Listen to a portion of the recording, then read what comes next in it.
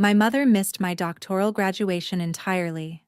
When I called her from the empty auditorium, she casually mentioned they had already eaten. They were at my older brother's backyard barbecue. My father grabbed the phone and told me to stop being so dramatic. That was the exact moment I decided to legally change my name, disappear from their lives, and never look back. What I did to them 4 years later stunned everyone around me. My name is Camilla. I am 33 years old. And until that defining Tuesday afternoon, I still naively believed that hard work could buy my family's love. I was standing on the brightly lit stage of the university auditorium, the heavy velvet of my doctoral gown draped across my shoulders. The dean had just called my name and attached the title of Doctor of Biomedical Science to it for the very first time. 5 years of relentless research, countless sleepless nights analyzing genetic algorithms, and a staggering number of personal sacrifices had all funneled into this single moment. The crowd was a roaring ocean of applause. Camera flashes popped like tiny lightning bolts across the massive hall. I accepted the leather-bound diploma cover, smiled for the photographer, and turned to look out into the sea of proud families. My eyes went immediately to the second row, Section B. I had called in every favor I had with the faculty administration to secure 4 premium VIP seats. I had mailed the embossed tickets to my parents a full month in advance, with a detailed schedule and a campus map folded inside the envelope. Those 4 seats were completely empty.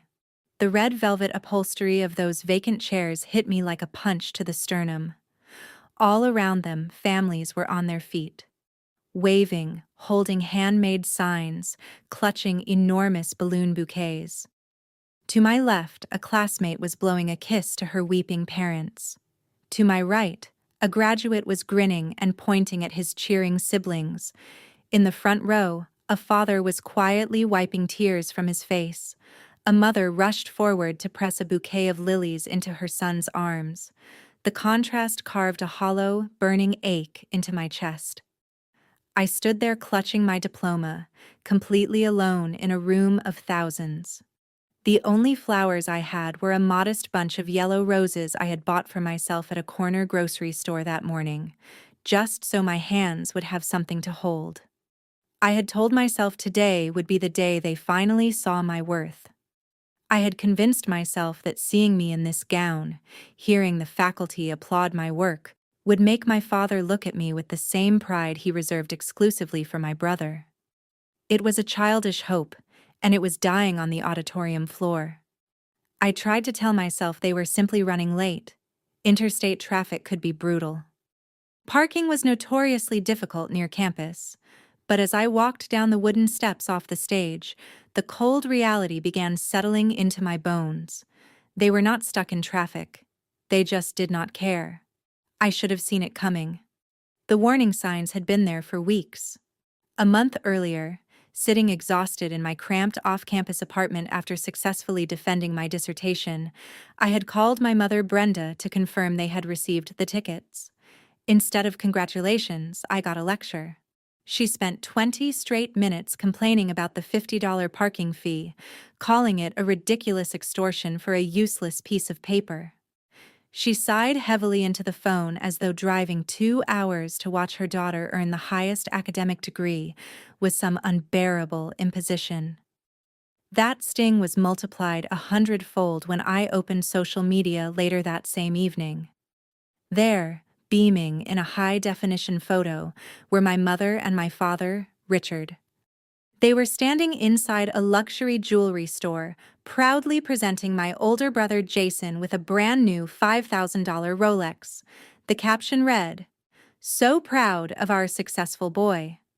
Jason was 36 years old and had just signed a regional distribution contract selling commercial treadmills.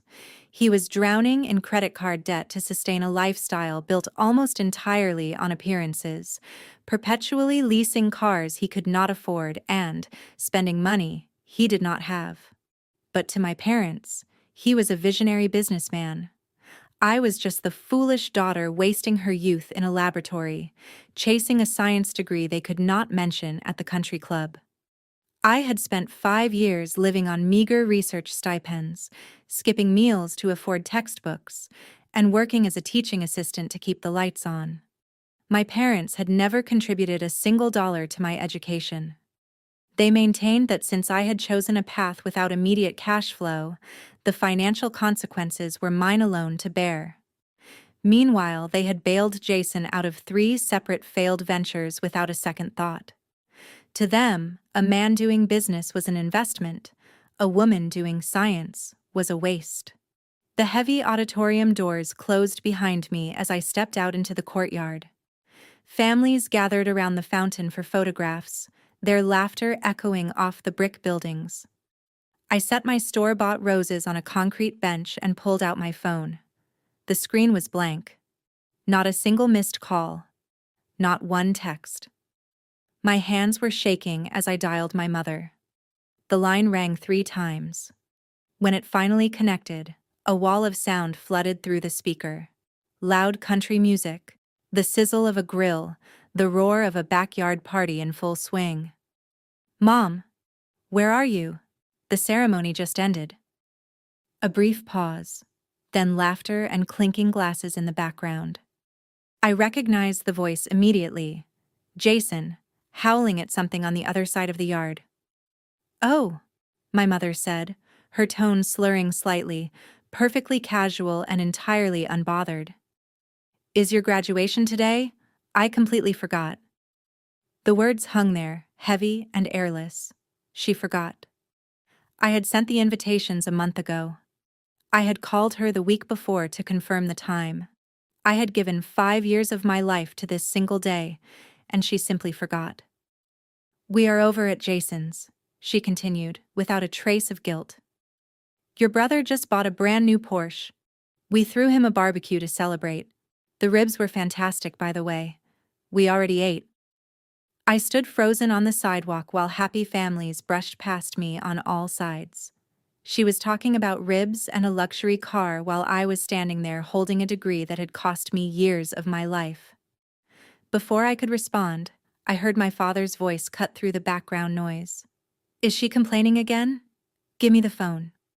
The receiver shuffled. Then his voice, flat and irritated, came through directly. "Listen, Camilla, do not be dramatic. You are 33 years old, not a child who missed a school play. We are celebrating real success today." "Dad, I invited you months ago. This is the most important day of my career." "It is just a school thing," he scoffed, loud enough for the people around him to hear. "A piece of paper and a mountain of student debt. It does not generate cash flow. It does not build wealth. Look at Jason. He is driving a sports car and making big moves. That is what brings real value to this family. You reading books in a laboratory does not pay the bills. Stop ruining the mood. Call an Uber and go home." The line went dead. I lowered the phone and stared at the dark screen. I waited for the tears to come. I waited for that familiar, crushing weight of rejection to bring me to my knees. I had spent my entire life crying over their casual cruelty, begging for the smallest acknowledgement, contorting myself in every direction just to earn one word of praise. The tears never came. Instead, the deep well of grief inside me simply dried up, replaced by an icy, diamond-hard clarity. My father was right about one thing. I was 33 years old. Far too old to keep waiting for love from people who only respected the appearance of wealth. They had made their choice. I turned and walked to the far end of the parking lot. I reached up and removed the velvet doctoral cap from my head. I took the gold honors cord from my neck. I looked at these symbols of everything I had worked for, the things I had desperately hoped would finally make them proud, and dropped them into the metal trash can beside the lamppost. I was not throwing away my education. I was throwing away the version of myself who needed their applause to validate it. Back in the courtyard, before I got into my car, I opened my phone one last time. For 4 years, I had been paying the monthly premiums on a top-tier family health insurance plan covering both my parents. My mother had chronic joint pain. My father had a history of blood pressure problems. To make sure they had access to the best specialists in the state, I had taken on extra weekend shifts grading undergraduate papers and stopped buying new clothes entirely. I had sacrificed my own comfort to protect their health. They had repaid that devotion by telling me I was a useless burden who did not generate cash flow. I logged into the administrator dashboard, selected the family policy, and stared at the confirmation prompt for exactly 1 second. I hit cancel policy. Effective immediately, Brenda and Richard were uninsured. If my father loved cash flow so much, he could ask Jason's imaginary wealth to cover the next cardiology visit. I drove away from the campus without checking the rearview mirror. Back in my studio apartment, the air stale and faintly smelling of the instant ramen I had survived on for years, I did not collapse onto the sofa. I did not cry. The well of sorrow had run completely dry, leaving behind a hollow, mechanical calm. I pulled my suitcase from the top shelf and started packing with military precision. Clothes folded cleanly, research files sorted, the few belongings that actually mattered set carefully aside. I was stripping my life down to its foundation. My phone buzzed on the kitchen counter. A text from Jason. "Mom said you were throwing a tantrum. Don't ruin the vibe today. Also, Venmo me $200 for the craft beer I bought for the barbecue. The guys drank more than I expected. I'll pay you back next month when my commission clears." He had just bought a Porsche. He had just hosted a party funded entirely on borrowed money. And he was texting his sister, the sister whose graduation he had ignored, asking for $200 to cover beer. I started typing a response, a long, blistering one. I wanted him to understand exactly how breathtakingly arrogant he was. I wanted to know if he had any concept of shame at all. My thumb stopped before hitting send. I scrolled up through our message history. Years of it. A digital record of my own systematic exploitation. Jason had been bleeding me dry since I was a sophomore. I remembered working consecutive overnight shifts at a diner, saving every crumpled dollar to buy a second-hand laptop for my research. The day before I planned to go to the store, my mother called me in hysterics. Jason was on the verge of a breakthrough, she said, but needed a small bridge loan to secure a warehouse space. She begged me to transfer my savings. When I hesitated, my father took the phone and screamed at me. "Family members finance each other's dreams," he said. Jason would repay me tenfold within a year. I transferred the money. Jason did not rent a warehouse.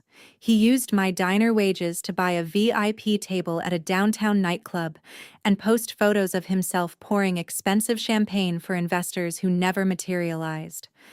When I confronted my parents, they closed ranks immediately. They told me I was being petty and unsupportive, and that my inability to understand business networking was exactly why I would always remain a low-level employee. The pattern repeated itself year after year. Jason would launch a doomed venture, accumulate catastrophic debt, and my parents would drain their own accounts to save him. When those ran out, they turned to me. During my toughest semester of doctoral research, surviving on sleep deprivation and cheap coffee, they pressured me into co-signing a loan for his luxury apartment deposit. Every request was framed as a temporary loan. Every loan was a permanent theft. He never paid back a single cent. He just moved on to the next scheme, leaving me to survive on tap water and stale bread while he leased sedans he could not afford. I deleted my draft response letter by letter. Then I opened his contact and scrolled to the bottom of the menu. "Block this caller," I confirmed. Then I went to my mother's contact. "Block this caller." Then my father's. "Block this caller." I set the phone face down on the counter. The room was completely quiet. I turned away from the kitchen counter and walked to my desk. I opened my laptop, connected to the internet, and navigated directly to the official state judiciary portal. I found the family law section and clicked on the adult legal name change forms. The document asked for my current legal name. I typed it in for what I intended to be the very last time. Then it asked for the proposed new name. I did not hesitate. I typed Camilla Sinclair. Sinclair was the maiden name of a distant mentor, a woman who had shown me more genuine maternal warmth in 2 semesters than Brenda had managed in 3 decades. I filled out the sworn affidavit, checked the boxes to seal the records, and cited emotional and financial abuse, along with complete estrangement from my biological family. I paid the filing fee with the very last money in my checking account, the exact amount Jason had just demanded for his backyard beer. I printed the confirmation receipt and placed it inside my leather portfolio, next to my newly minted doctoral degree. Then I closed the laptop. The cramped apartment felt entirely different now. The heavy, suffocating weight of obligation had simply lifted. I looked at the packed suitcase by the door. The obedient daughter who craved her parents' approval was gone. The exhausted sister who bankrolled her brother's delusions was gone with her. The old Camilla had died a quiet, unmourned death in a university parking lot. In her place stood Dr. Camilla Sinclair, a woman who owed absolutely nothing to anyone. I grabbed the handle of my suitcase, walked out the door, and did not look back. 3 months passed since the day I tossed my graduation cap into a trash bin and walked out of my family's life. In those 90 days, I did not look back once.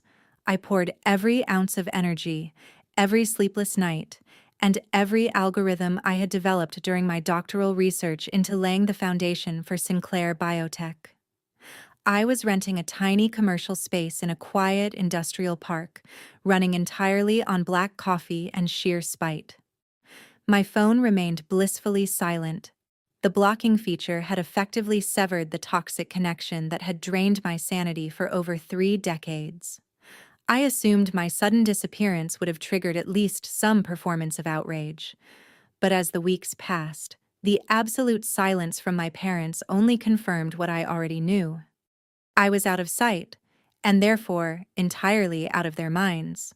That held true until my brother's financial house of cards began collapsing in spectacular fashion.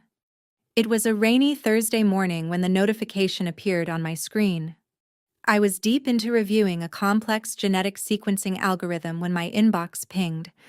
I had changed my phone number immediately after the graduation incident, but my primary email remained active for professional contacts and utility bills. The sender name made my fingers freeze over the keyboard. It was Jason. No subject line, no greeting. Certainly no inquiry about my well-being, my whereabouts, or my newly acquired doctorate.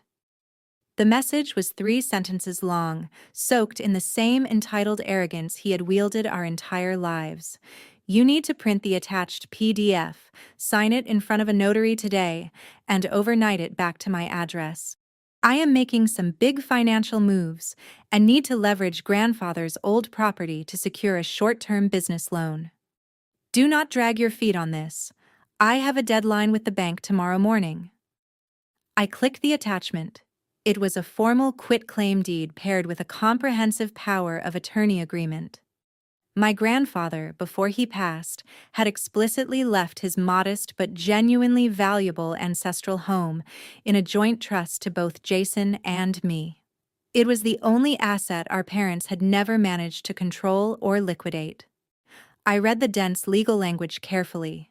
Jason was not asking for a favor. He was demanding that I legally forfeit my 50% ownership and hand him full authorization to use the house as collateral.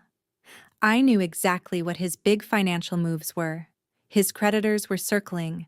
The high-interest predatory loans he had taken out to lease that pristine Porsche and fund his lavish backyard parties were finally coming due. He was drowning in his own manufactured reality, and he wanted to use my half of our grandfather's legacy as a personal life raft. Before I had fully processed the audacity of his demand, a second email landed in my inbox. It was forwarded by my mother, Brenda. She had clearly been coordinating this ambush with Jason, likely hovering over his shoulder as he sent the original document. Her message was a masterclass in the exact brand of emotional manipulation that had controlled me for 33 years. "Camilla," she began, skipping any maternal pleasantry entirely. "Jason tells me you are ignoring his urgent business emails. You need to stop holding a grudge and do what is right for this family. Your brother is under enormous pressure. He has an important image to maintain in the corporate world, and he needs liquid capital to secure his assets. You are a woman. You do not need to hold on to a dusty old house. You will eventually find a husband who will provide a roof over your head. Jason is the man of this family, and he needs that property to build his empire. Print the document, sign it, and send it back immediately. Do not be so incredibly selfish." I sat in my quiet office, the blue light of the monitor reflecting in my eyes, and read the words again. "You are a woman. You do not need a house. Do not be selfish." They genuinely believed my sole purpose on this earth was to act as a disposable financial stepping stone for Jason. They believed my future depended entirely on finding a man to provide for me, completely dismissing the fact that I was a doctor of biomedical science, currently building a highly lucrative technology company from the ground up. They did not see a human being with rights or feelings. They saw an annoying obstacle standing between Jason and his next bank loan. A year ago, an email like this would have sent me into a devastating spiral of anxiety. I would have cried until my eyes were swollen. I would have drafted a dozen responses begging for their understanding. I would have probably signed the document just to buy a few months of fake family peace and avoid my mother's wrath. But the woman sitting in this office was no longer their compliant scapegoat. I did not curse. I did not scream at the monitor. I did not shed a single tear. I simply moved my mouse and hit print. The printer hummed to life, spitting out the crisp white pages of Jason's desperate legal trap and Brenda's toxic manifesto. I gathered the warm papers, aligned the edges with precision, and placed them in a neat stack on the corner of my desk. Then I picked up my phone and dialed the direct line of my corporate attorney, a ruthless litigator I had retained specifically to protect Sinclair Biotech. He answered on the second ring. I leaned back in my chair, my voice cold and clean as a surgical blade. "I need you to draft a legal document for me immediately. I want the most aggressive, legally binding response the state allows." Exactly 7 days after my attorney drafted the documents, a bonded courier arrived at my brother's meticulously manicured suburban driveway. I received the delivery confirmation directly to my secure email inbox. I could picture the scene clearly. Brenda and Richard hovering nearby in Jason's sprawling, heavily mortgaged living room, eagerly waiting for the signed quitclaim deed that would magically erase his catastrophic financial mistakes. They probably expected a tear-stained apology letter, some version of me begging to be welcomed back into the family fold. Instead, Jason tore open a thick premium envelope bearing the embossed logo of the most aggressive corporate litigation firm in the state. He did not find a signed property transfer. He found a heavily worded, legally binding cease and desist order. I had instructed my attorney to spare no expense and leave zero room for interpretation. The document explicitly cataloged their coordinated attempts at financial extortion, classifying their unsolicited emails and aggressive property demands as targeted harassment. The terms were crystal clear. Any further attempt to contact me by phone, email, physical mail, or through any third-party intermediary would be forwarded immediately to law enforcement. Any attempt to appear at my residence or place of business would result in an immediate restraining order and a civil lawsuit. This was not a bluff. It was a guaranteed promise backed by a highly paid legal team, but the cease and desist was only the first document waiting for them in that envelope. Tucked behind it was a second, far more permanent one, a court-certified decree bearing the official seal of a state judge, a legal confirmation of my complete identity change. The surname they had used to control, belittle, and extort me was officially erased from all government records. I was no longer their overlooked daughter, available on demand to fund their delusions. I was Dr. Camilla Sinclair, and to ensure the absolute finality of my message, I had included one last item in the package, not a legal form. A single sheet of heavy cream-colored stationery, written in my own hand. I did not waste words on lengthy explanations, angry accusations, or emotional pleas for the closure they would never give me. 2 sentences. Your daughter died on the day you chose a backyard barbecue over her graduation. Never bother Dr. Sinclair again. No room for negotiation. No ambiguity for my mother to twist into her usual narrative of me throwing a tantrum. I had surgically removed them from my life with the same cold, calculated indifference they had shown me on the most important day of my academic career. I did not shed a single tear reading the delivery confirmation. I archived the email, closed my laptop, and went back to building my future. The ghost of their endless disappointment could no longer haunt a woman who technically no longer existed. 4 relentless, transformative years passed in what felt like the blink of an eye. Time did not magically heal the wounds they had left behind, but it fueled a level of ambition inside me that bordered on ferocious. I channeled every lingering trace of anger, every bitter memory of their rejection, every sleepless night into my work. I sacrificed holidays, weekends, and any semblance of a social life to build something entirely my own. I took the advanced algorithms from my doctoral research and transformed them into the foundation of a revolutionary medical technology company.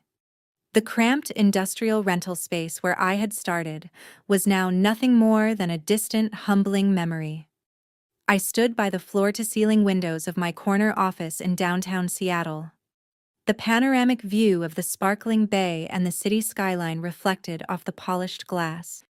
The office was a monument to what obsessive, unrelenting work could build: sleek, monochrome tones, minimalist furniture that projected quiet authority, not a single unnecessary thing in sight. The heavy oak door opened with a soft click. My executive assistant stepped in holding a silver tablet, her professional composure barely containing whatever news was about to come out of her mouth.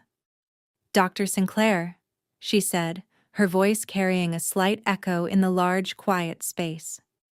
"I just received official confirmation from our legal team in Washington. Our artificial intelligence gene analysis algorithm has been granted an exclusive patent. We own the sole rights to the entire technology." I turned away from the window and looked at her directly. A slow, razor-sharp smile crossed my face. The algorithm I had spent years perfecting. The very same doctoral research my father had openly mocked as a useless piece of paper and student debt. It was now an exclusive patented technology, a monumental breakthrough that every major healthcare provider and medical distributor in the country would be desperate to access. We held the master key to the future of the medical distribution industry. Anyone who wanted to survive in this market would have to come to my door. Sinclair Biotech was no longer a scrappy startup fighting for venture capital.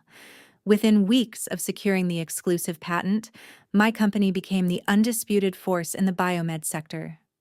The technology we held fundamentally changed how medical devices calibrated to individual patient genetics in real time.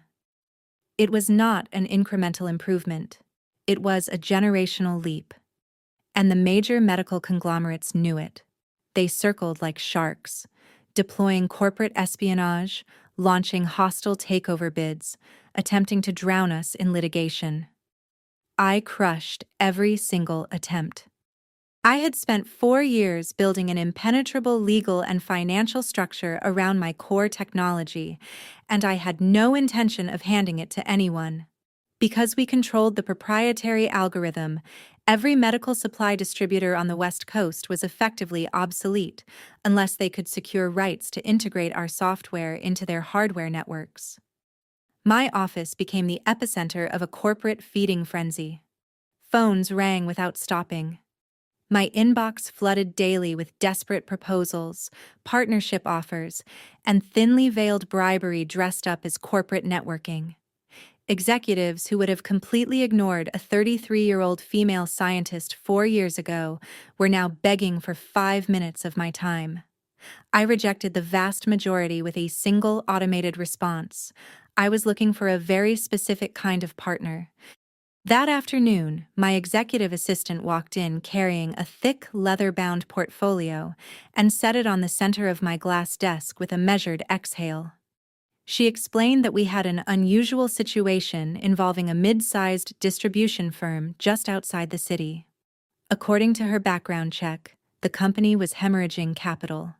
It was teetering on the edge of total bankruptcy, with credit lines fully maxed and multiple financial institutions preparing to foreclose on their commercial assets. They needed a miracle to survive the fiscal quarter. They had apparently decided that Sinclair Biotech was that miracle. For the past 14 days, they had relentlessly called our reception desk. They had sent enormous floral arrangements, which I immediately had donated to a local hospital. They had couriered expensive wine, golf memberships, and luxury gift baskets in a frantic attempt to get past my administrative firewall and land a high-level meeting. They were behaving like a drowning man thrashing in open water. They understood perfectly well that securing exclusive West Coast distribution rights for our genetic algorithm would instantly save their company valuation and get the banks off their backs. Without my signature, their entire structure would collapse within 30 days. I leaned forward in my chair, genuinely interested in the scale of their impending ruin. I reached out and opened the portfolio. I skipped past the desperate cover letter pleading for a strategic alliance. I skipped past the wildly optimistic revenue projections they had clearly fabricated from thin air. I flipped directly to the corporate organizational chart to see who exactly was steering this ship into the rocks. My eyes moved down the list of senior management, past the panicked CEO, past the embattled CFO. My gaze stopped hard at the title of Regional Sales Director. The name printed in bold next to that title hit me with the force of a freight train. Jason, followed by my discarded, legally eradicated maiden name. I sat perfectly still. The ambient hum of city traffic outside the windows seemed to vanish entirely. The golden child. The same man who had drained my savings for years to fund his illusions. The same man who had hosted a backyard party to celebrate a leased sports car while I stood alone in a graduation gown. He was the regional sales director of a failing distributor, desperately trying to leverage a manufactured corporate image to secure a lifeline from a billionaire CEO he had absolutely no idea was his own discarded sister. The poetic justice was staggering. Jason had built his entire identity on the fiction of business superiority, openly mocking my academic work as a guaranteed path to poverty. Now his professional survival depended entirely on the scientific genius of the woman he had treated like a personal ATM. He had no idea that Dr. Camilla Sinclair, the elusive tech titan he had been begging to meet for 2 straight weeks, was the same person he had hit up for beer money 4 years ago. A slow, razor-sharp smile spread across my face. The temperature in the room felt like it dropped 10 degrees. The universe had not simply handed me a silver platter. It had handed me a loaded weapon. I closed the portfolio with a clean, decisive snap and looked up at my assistant, my expression locked in total composure. "Approve their meeting request," I said, my voice entirely without warmth. "Schedule them for next Friday afternoon in the main boardroom. However, I have one specific condition before we discuss any distribution contract whatsoever." She lifted her tablet, ready to record. Tell their regional sales director that Sinclair Biotech only partners with organizations that demonstrate genuine financial stability and established family credibility," I said, enunciating each word with deliberate care. Inform him that his company's financials look deeply unstable. If he wants to prove his personal credibility and secure this contract, he must bring the core members of his family to the pitch meeting. Tell him I require direct evidence of his established backing before I sign anything. If he cannot produce his family, the meeting is canceled and we move directly to their competitors." My assistant nodded efficiently, entirely unaware of the trap she was about to set in motion, and stepped out to deliver the message. I turned my chair back toward the floor-to-ceiling windows and looked out over the empire I had built with my own hands. The bait was set. The golden child was starving. He would bring them all straight to me. The walls of Jason's meticulously decorated suburban home were closing in fast. His tailored designer suit felt less like a symbol of success and more like a suffocating straitjacket. He paced the polished hardwood floors of his home office, eyes locked on his glowing phone screen. It was not a collection agency calling this time. It was a burner number. He owed $90,000 to a shadow lender who did not send polite final notices. They sent large, quiet men who waited patiently beside his leased Porsche in the underground parking garage. His entire existence was a theater set built on quicksand.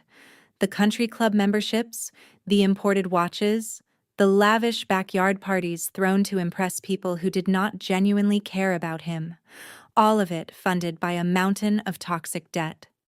The foundation was finally giving way. He swiped away the threatening text and forced himself to breathe. His salary barely covered the interest payments. He needed a massive cash injection, and he needed it immediately. Desperation had pushed him to commit the one betrayal he could never take back. His wife Kendra was a 34-year-old force of nature, a Black woman who had fought for every rung of the corporate ladder to become director of human resources at a major national logistics firm. She was the definition of self-made success. Sharp, highly analytical, and unfortunately still unaware that her husband was a financial parasite. 3 weeks earlier, Jason had crossed a line with no return. He had forged her digital signature, bypassed the security protocols on her accounts, and completely drained her 401k retirement fund, liquidating her hard-earned future to temporarily pacify the creditors breathing down his neck. The heavy oak door of his office swung open with a violent push.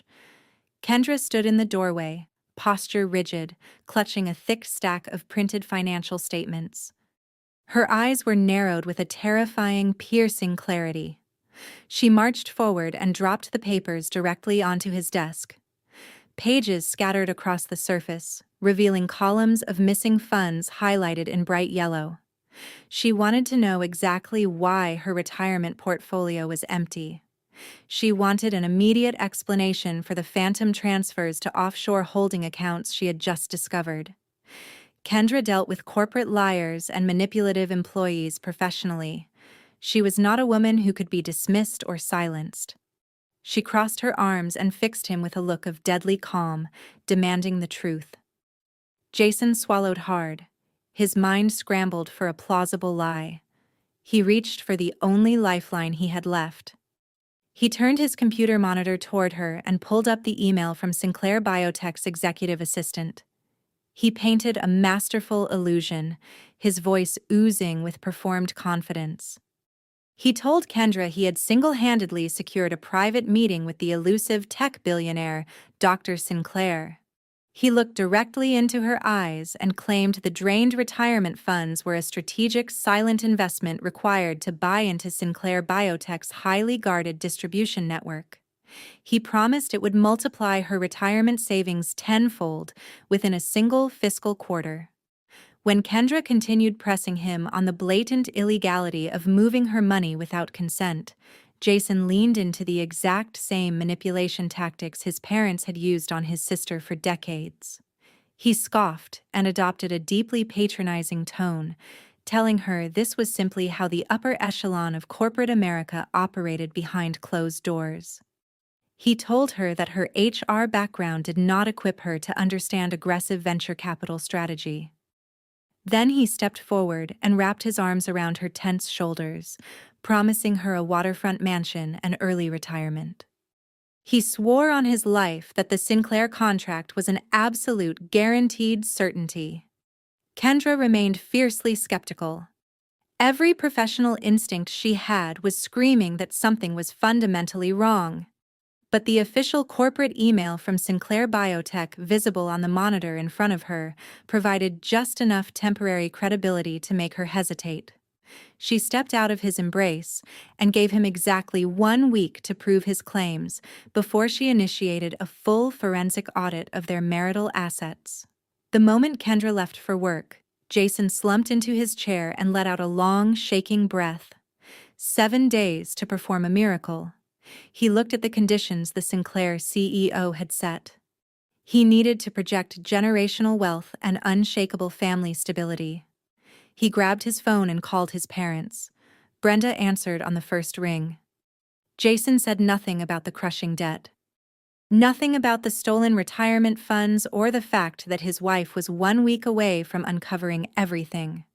He simply announced that he had secured a private audience with the most powerful biotech CEO on the West Coast, and that Dr. Sinclair had specifically requested a meeting with his core family members to verify their standing before signing a multi-million-dollar exclusive contract.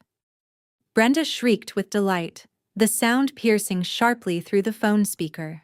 She immediately anointed Jason as a business prodigy, praising his unmatched corporate brilliance as she always had, ignoring entirely the fact that they were all drowning in their own financial mismanagement. She declared that they must project absolute, flawless perfection. Within the hour, Brenda was marching through the city's most expensive shopping district, ruthlessly swiping maxed-out credit cards and opening new installment accounts to purchase thousands of dollars worth of designer dresses, pearl necklaces, and tailored suits. She was dressing herself for triumph. She had no idea she was dressing herself for her own execution. The dining room table groaned under a lavish, excessive spread. Brenda had insisted on hiring a high-end catering company, determined to project an image of untouchable wealth in advance of the Sinclair Biotech meeting. Jason poured imported wine into crystal glasses, performing the role of the triumphant corporate titan with practiced ease. Kendra sat quietly at the far end of the long mahogany table. Her sharp eyes missed nothing. As a seasoned HR director, she was trained to detect inconsistencies, micro-expressions, and hidden agendas. The atmosphere in her own home felt entirely manufactured. The cheerful banter between Jason and his parents rang hollow, stretched thin over a desperate, vibrating tension she could almost taste in the air. Her mind kept circling back to the same unanswered questions, the drained accounts, the phantom transfers, and the strange, persistent void at the center of every family story she had ever heard. 3 years of marriage, and she had always noticed the same glaring omission. A missing presence in every holiday gathering, every family photograph, every childhood memory that Jason and his parents recounted. Someone who was never named, never acknowledged. Kendra set her wine glass down against the polished wood with a deliberate, audible clink. The sound cut briefly through Brenda's loud monologue about her newly purchased wardrobe. Kendra looked directly at her mother-in-law, her voice calm and perfectly level. "So," she said, "does Jason have any siblings? So where exactly is Camilla these days?" The reaction was instantaneous and deeply revealing. Jason nearly choked on his wine, coughing violently into his linen napkin. Richard dropped his silver fork onto his plate with a sharp clatter. Brenda's surgically smoothed face twisted into a mask of undisguised contempt. The synchronized, exaggerated physical responses confirmed everything Kendra had been quietly suspecting. They were hiding something significant. "We do not speak of that ungrateful girl in this house," Brenda said, waving her manicured hand as though swatting away a bad smell. She is a complete disgrace to the family name. Kendra leaned forward, resting her elbows on the table, her analytical mind shifting into a higher gear. I have been married to Jason for 3 years, she said, her tone measured and direct. I have never met her. I have never even seen a recent photograph.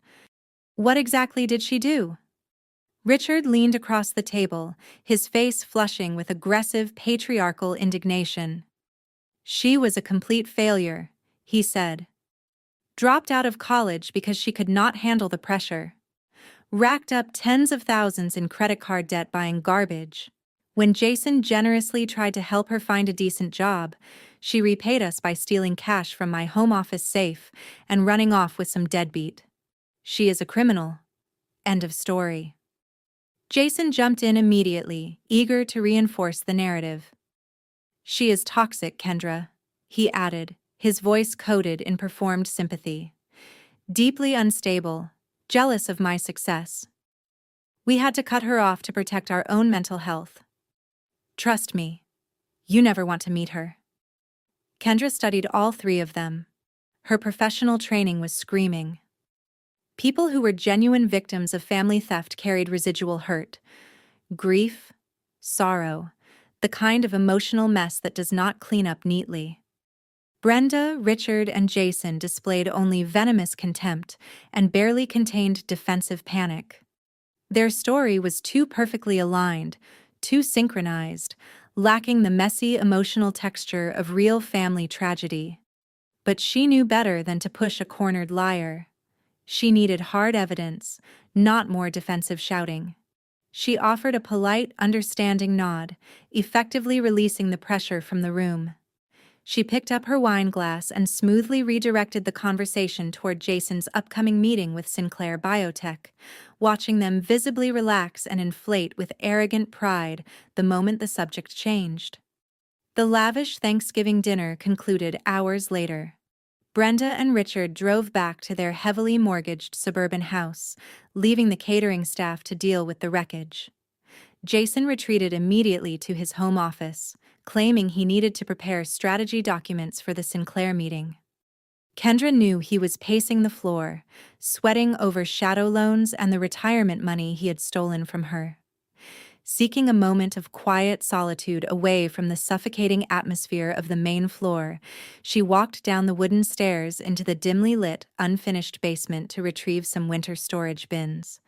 The space was a cluttered graveyard of Jason's discarded hobbies and his parents' overflow storage. Kendra moved past rusty golf clubs and dusty holiday decorations. In the darkest, dampest corner of the basement, shoved beneath a broken dehumidifier, she spotted a heavily taped cardboard box. The word trash had been scrawled aggressively across the top flaps in Brenda's unmistakable looping handwriting. A sudden, irresistible surge of curiosity took hold.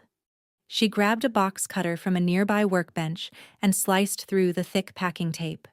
She pulled open the flaps, expecting old tax documents or broken kitchen appliances. Instead, the box was filled with heavy textbooks, neatly organized notebooks, and framed certificates that had been forcefully removed from their glass casings. Kendra reached in and pulled out a thick, leather-bound university yearbook, its cover bearing the crest of a highly prestigious state institution. She opened it and flipped through the glossy pages. Tucked between the science department section, a loose photograph fluttered out and landed softly on the concrete floor. She knelt and picked it up. It was a picture of a young woman radiating quiet, unmistakable brilliance, wearing a heavy velvet doctoral gown adorned with gold honors cords. Kendra turned the photograph over. Written on the back in neat, precise handwriting, Dr. Camilla proudly defending her dissertation in biomedical science. Kendra felt her heart pound against her ribs. She reached back into the discarded box and pulled out the crumpled certificates. They were not credit card notices. They were official university commendations for outstanding genetic research. Academic grants awarded for exceptional scientific methodology. The narrative of the lazy, thieving college dropout shattered into pieces that could not be put back together. Kendra stood in the cold, damp basement, clutching the undeniable evidence of Camilla's academic accomplishments. Her husband and his parents had not simply lied to her, they had systematically and maliciously destroyed the reputation of a highly accomplished scientist to cover their own financial exploitation.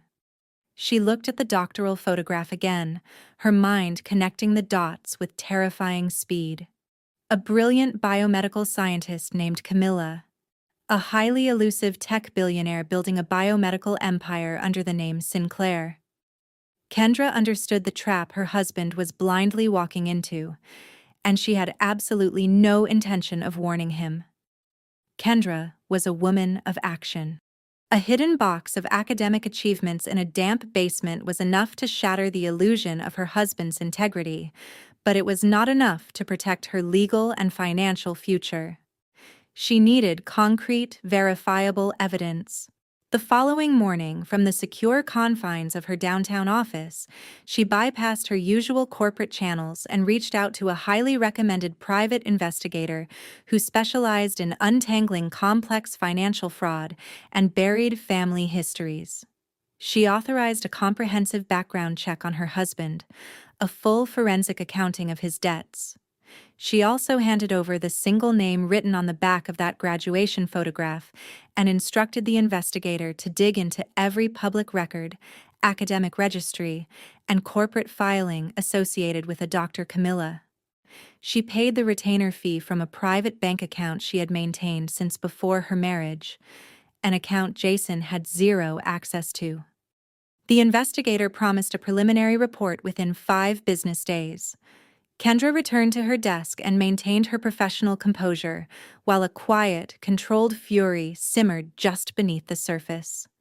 While Kendra was building a legal fortress in silence, Jason was spiraling into a state of manic, delusional euphoria.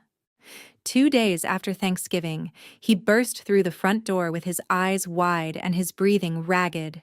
He practically shoved his phone into Kendra's face. Glowing on the screen was a formal email from the executive assistant at Sinclair Biotech. The CEO had officially agreed to a face-to-face meeting. It would take place in a private VIP suite at the upcoming annual Biomed Innovation Gala, the most prestigious networking event in the West Coast medical industry. The email reiterated, explicitly, the condition that Jason must bring his core family members to demonstrate their deep-rooted stability and generational wealth. Jason did not read this as a red flag. His arrogance was a perfect blindfold. Instead, he interpreted it as ultimate validation of his fabricated social standing. He believed his fake corporate bravado had successfully fooled a billionaire. The orders came immediately. He told Kendra she needed to look like old money. He demanded she wear the floor-length emerald silk gown from a corporate awards banquet years ago, book a professional blowout, have her makeup done immaculately. He needed her to play the role of the perfect affluent trophy wife.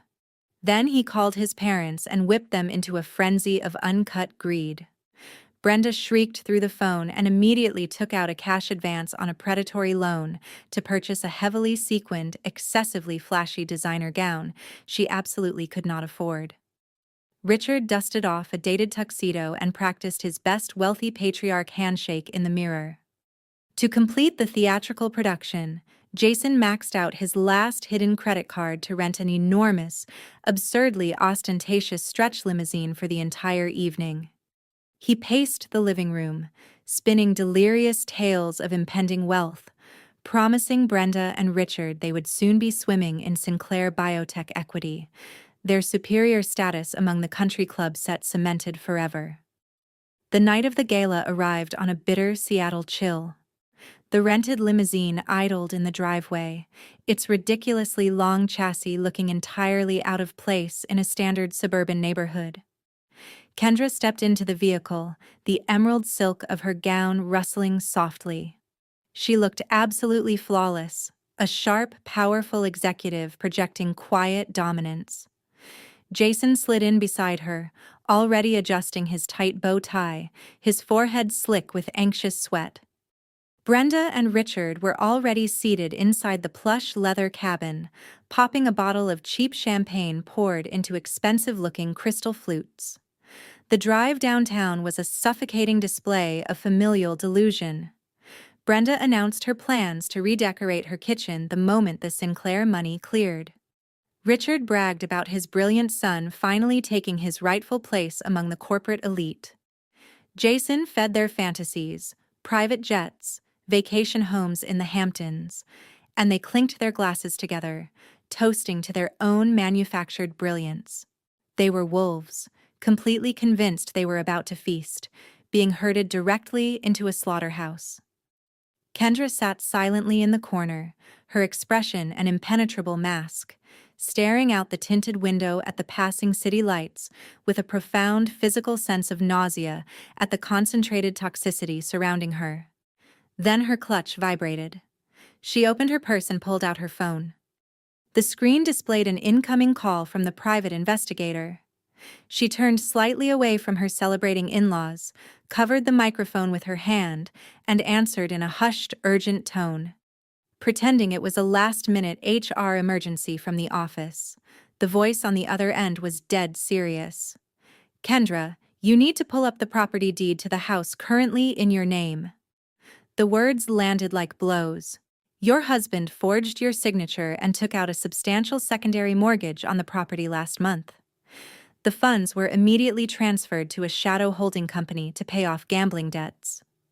Kendra felt the air leave her lungs. Her face remained perfectly composed. Her husband had not just stolen her retirement.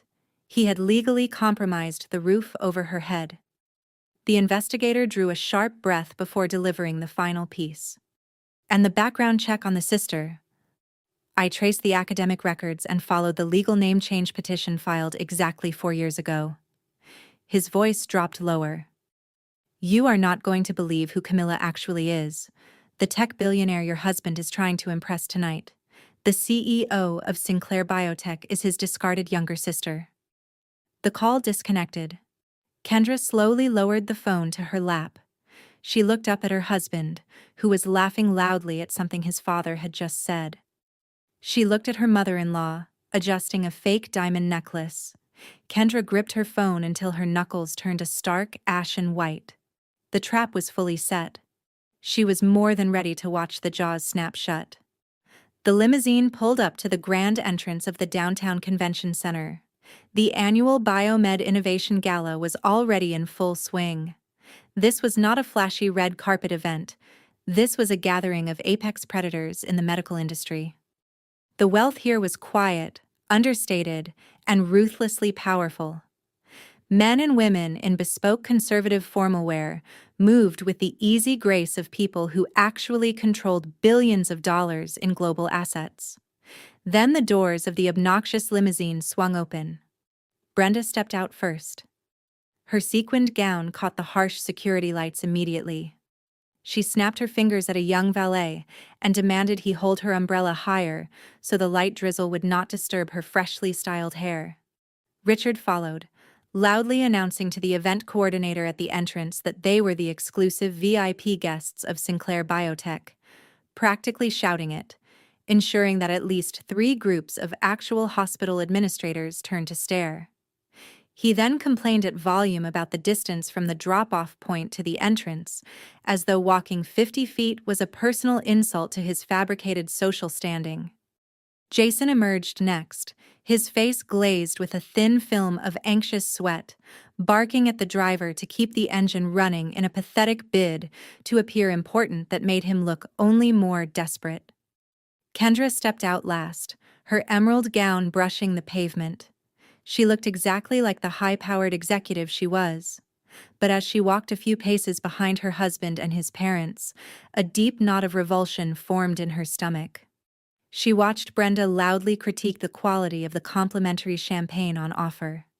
She watched Richard grab a passing waiter by the arm and condescendingly demand a top-shelf scotch because the standard bar simply would not do for strategic partners of Dr. Sinclair. It was a masterclass in delusion. Kendra kept her face perfectly neutral, but her sharp eyes swept the ballroom continuously. She observed the other medical distribution executives, the actual titans of the West Coast supply chain, standing in small, quiet clusters, sipping sparkling water and discussing genuine corporate mergers. When they glanced over at Jason and his loud, boisterous parents, their eyes carried thinly veiled pity and sharp, aristocratic contempt. They recognized a drowning company frantically faking buoyancy. Brenda and Richard were performing a grotesque pantomime of wealth, entirely oblivious to being the laughingstock of the evening. Kendra felt a cold satisfaction settle deep into her bones. She touched the clutch purse where her phone rested. She knew exactly who was waiting in the VIP suite. She knew exactly what her husband had stolen from her.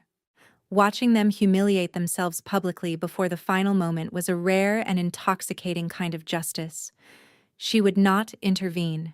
She would let them dig their graves as deep as they possibly could. As they moved deeper into the networking hall, the false bravado holding Jason together began to crack. He led his family toward the velvet rope outside the private executive suites and stopped cold. Standing near the entrance of the Sinclair Biotech 5 IP room were the chief executive officers of three massive national pharmaceutical logistics firms, corporations with thousands of employees and billions in verified annual revenue. They were waiting patiently, respectfully, hoping for 5 minutes of Dr. Sinclair's time. Jason overheard them discussing supply chain logistics and genomic sequencing integration, terms he did not understand. A cold drop of sweat slid down his spine. His leased Porsche and his rented limousine meant absolutely nothing in this room. He was a heavily indebted regional manager trying to play in a league of genuine giants. He tugged at his collar, his breathing growing shallow. To overcompensate for the terror surging through him, he turned to his parents and began speaking far too loudly, practically announcing to the room that his company was the front runner for the exclusive contract, that Dr. Sinclair had specifically requested this intimate family meeting because she recognized their superior established pedigree. Brenda took the bait eagerly. She clapped her hands together, her voice carrying cleanly over the string quartet in the background, loudly declaring to no one in particular that she was already planning a kitchen renovation and a month-long European vacation the second the Sinclair money cleared. Her high-pitched laugh rang out sharply, causing several nearby investors to turn their backs and walk away in second-hand embarrassment. Kendra stood silently beside them, her dark eyes completely devoid of warmth. She watched her husband frantically wipe his damp forehead with a cocktail napkin. She watched him check the luxury watch on his wrist, the exact watch he had bought with money extorted from his sister years ago. He was a dead man walking, clutching a fabricated resume, surrounded by the parents who had enabled his delusions his entire life. The heavy mahogany double doors of the VIP suite swung open. The low murmur of the surrounding crowd fell to an immediate hush. An impeccably dressed executive assistant stepped out into the hallway, holding a silver tablet, her posture radiating absolute authority.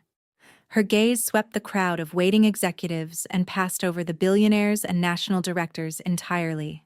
She cleared her throat. "The representative for Jason's distribution firm, please. Dr. Sinclair is ready to see you and your core family members now." A wave of disbelief moved through the gathered industry titans. They stared in genuine bewilderment as the name of a failing mid-sized distributor was called before theirs. The rush of adrenaline that flooded through Jason completely overrode whatever rational thought remained in him. He believed he had actually won. He believed his manufactured image of old money and generational credibility had successfully fooled the most powerful woman in the room. His arrogant smirk returned in full force. He adjusted his jacket, turned to his parents and his wife, and gestured for them to follow. "Follow my lead," he whispered fiercely to Brenda and Richard. "Let us show this billionaire exactly who we are." Kendra stepped forward, her emerald silk gown brushing the carpet. She looked at her husband with a completely unreadable expression. She was more than ready to show the billionaire exactly who they were. The heavy mahogany doors sealed behind them with a thick, resonant thud that cut off the gala entirely.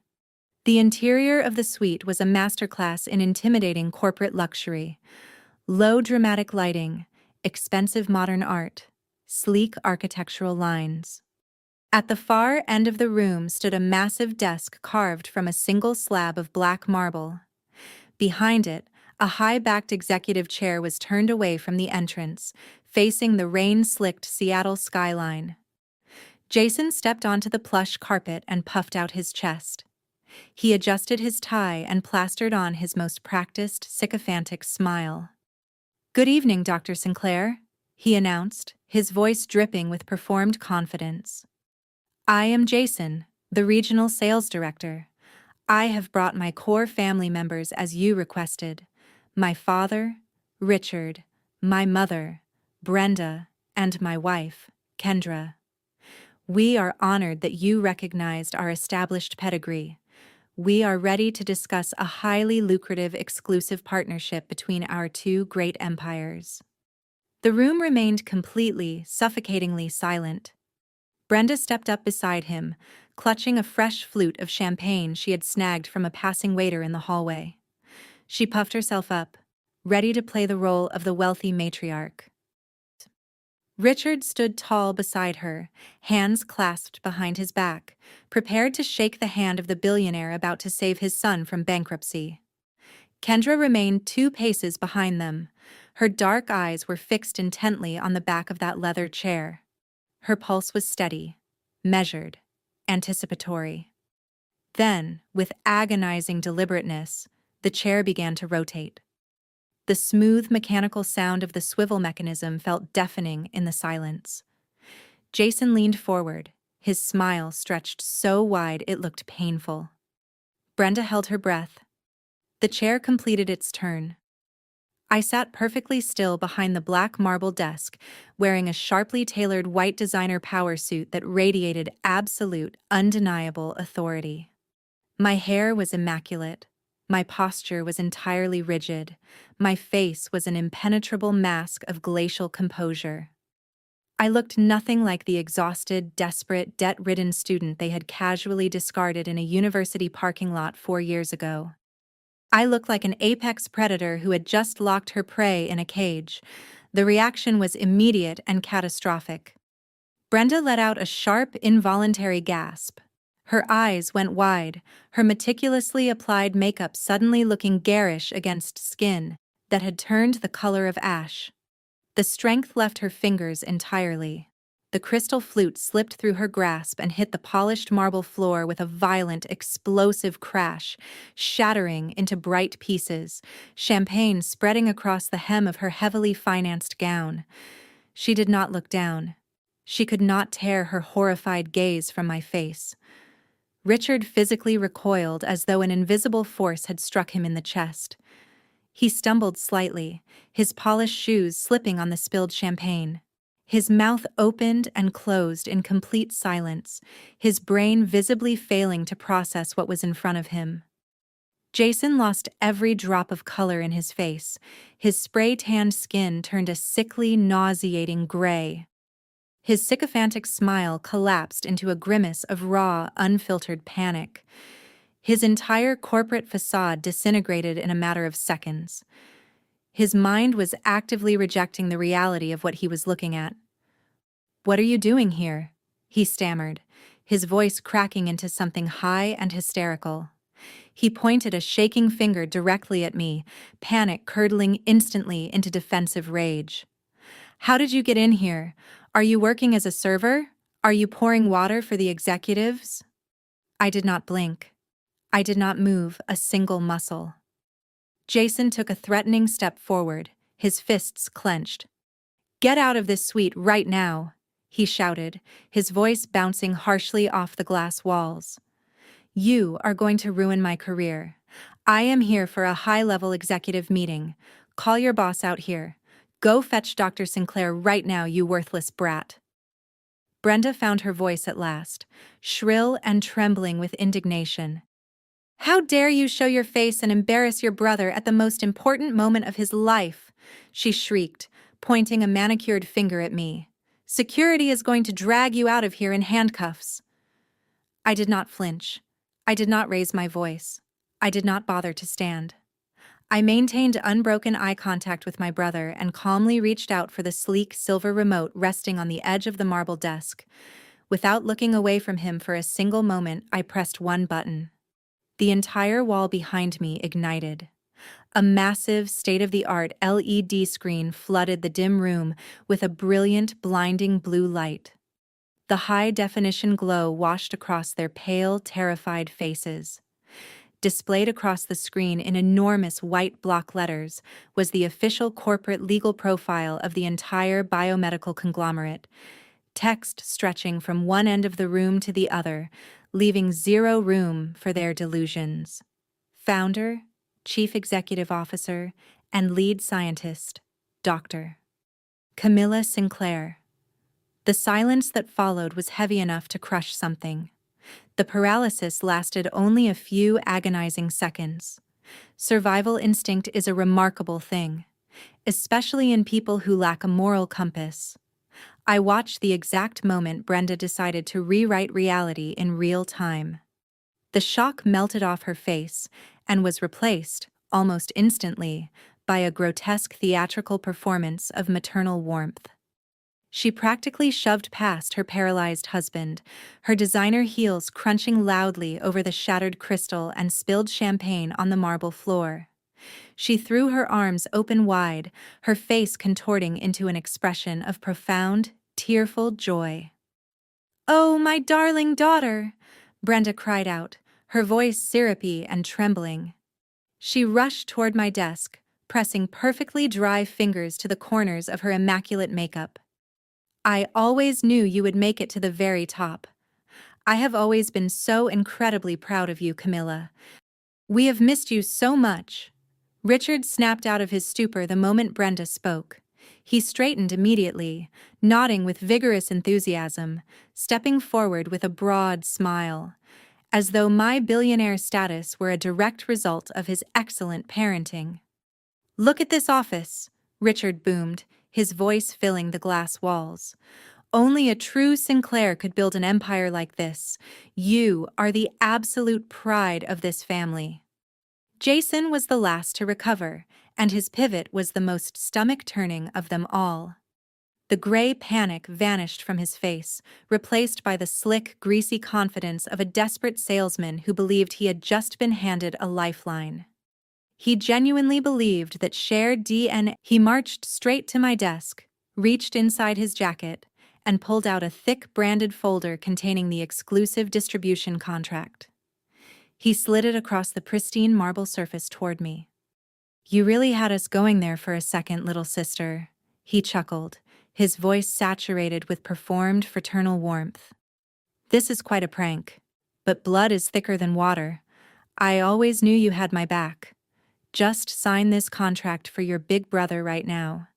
We keep all this wealth inside the family, exactly where it belongs. We are family, after all." I did not reach for the contract. I did not even look at it. I leaned back in my chair, crossed my arms, and looked at all three of them with an expression of absolute, undiluted contempt. The sheer audacity of the performance was genuinely remarkable. They were perfectly prepared to erase 4 years of complete abandonment the moment they discovered what my bank account looked like. I let the silence stretch until they were visibly squirming under my gaze. Then a slow, humorless smile touched the corner of my mouth. "Family," I said quietly. The word landed like a blade. "I think you are terribly mistaken." Jason's fake smile faltered. "Come on, Camilla. Stop playing around. The board is waiting for this paperwork." "I am not playing," I replied, holding my mother's eyes without blinking. "I cannot possibly be your daughter, because your Camilla is a worthless college dropout. Your Camilla maxed out her credit cards buying garbage. Your Camilla is a pathetic criminal who stole cash from her father's safe and ran off with a deadbeat. Is that not the exact story you have been telling everyone who asks?" The air inside the VIP suite turned to solid ice. Brenda gasped, her hand flying to her throat as though she had been physically struck. Richard took a sharp step backward, the manufactured pride draining from his posture in an instant. Jason stared at me with wide, terrified eyes, his jaw hanging open in utter disbelief. They had no idea how I knew those exact words. They had no idea I was quoting, with precise, surgical accuracy, the very narrative they had constructed to bury me and cover their own crimes. But there was one person in the room who recognized every single syllable.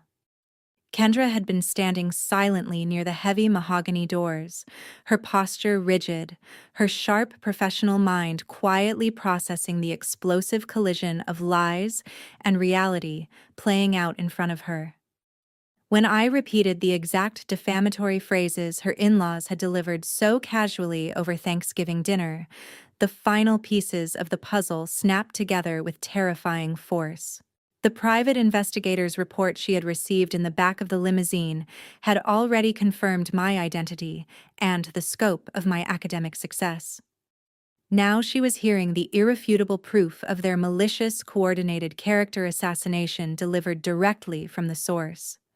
They had tried to destroy my reputation entirely, not out of genuine hurt or betrayal, but to protect the fiction that Jason was a success, and I was the family's greatest failure.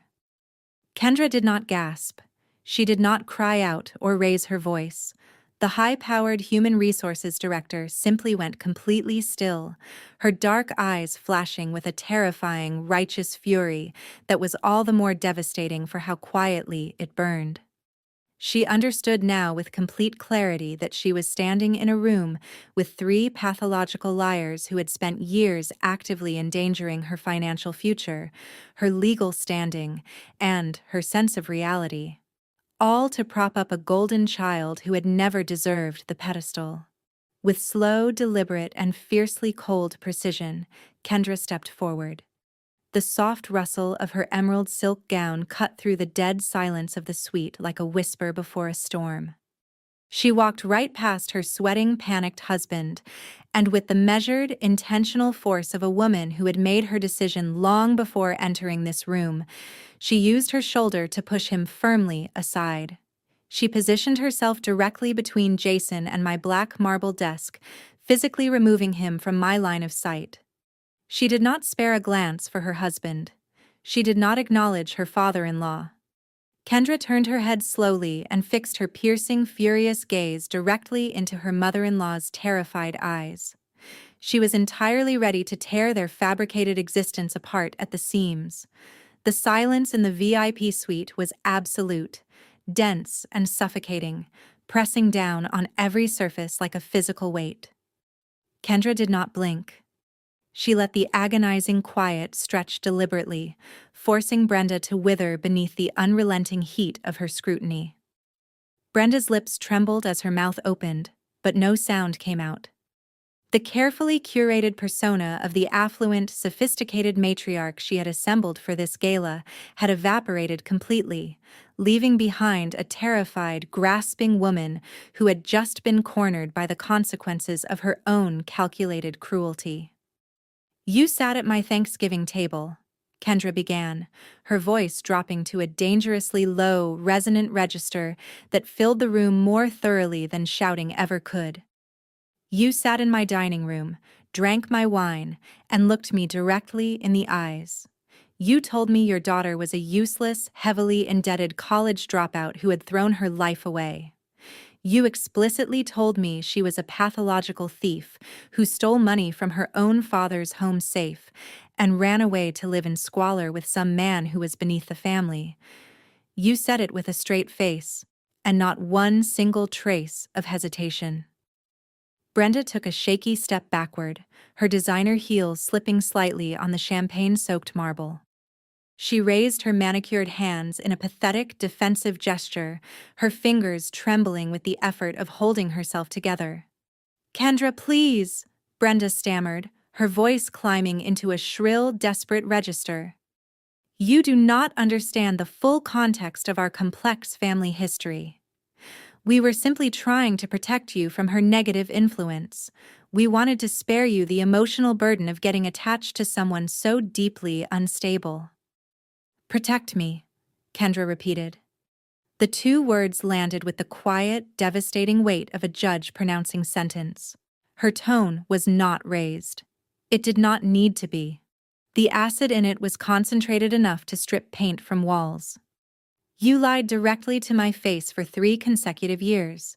You fabricated an entire fictional universe to conceal your own catastrophic failures as parents.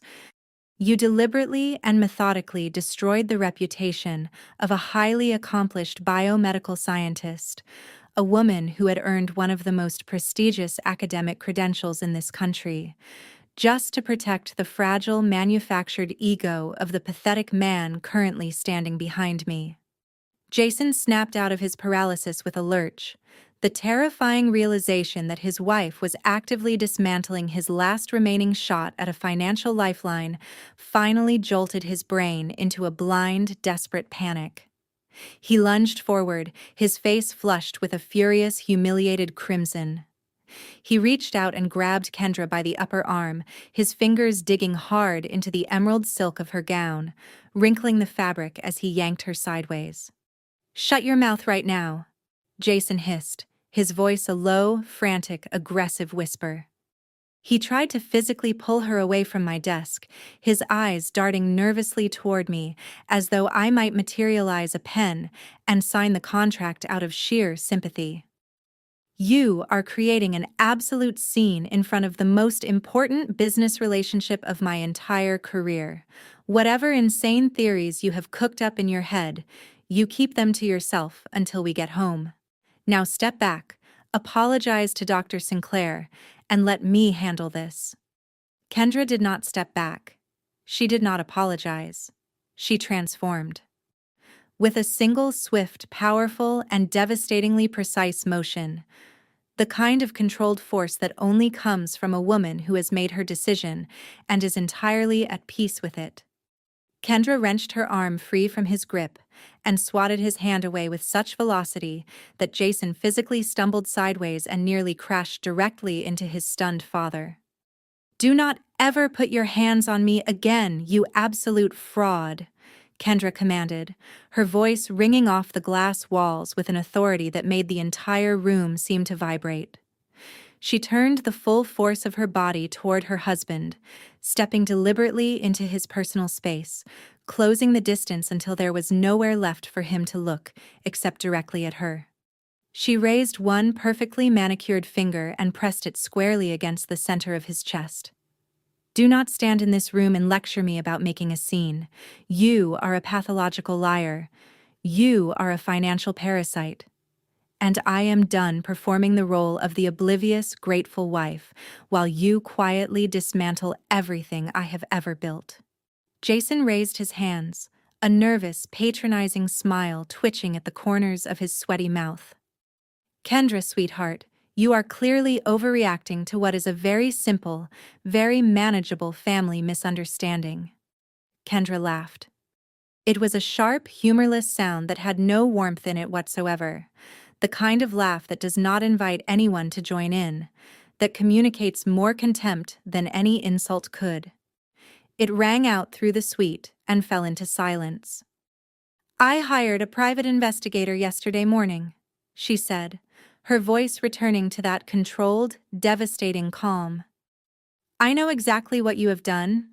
I know you illegally bypassed the security protocols on my financial accounts.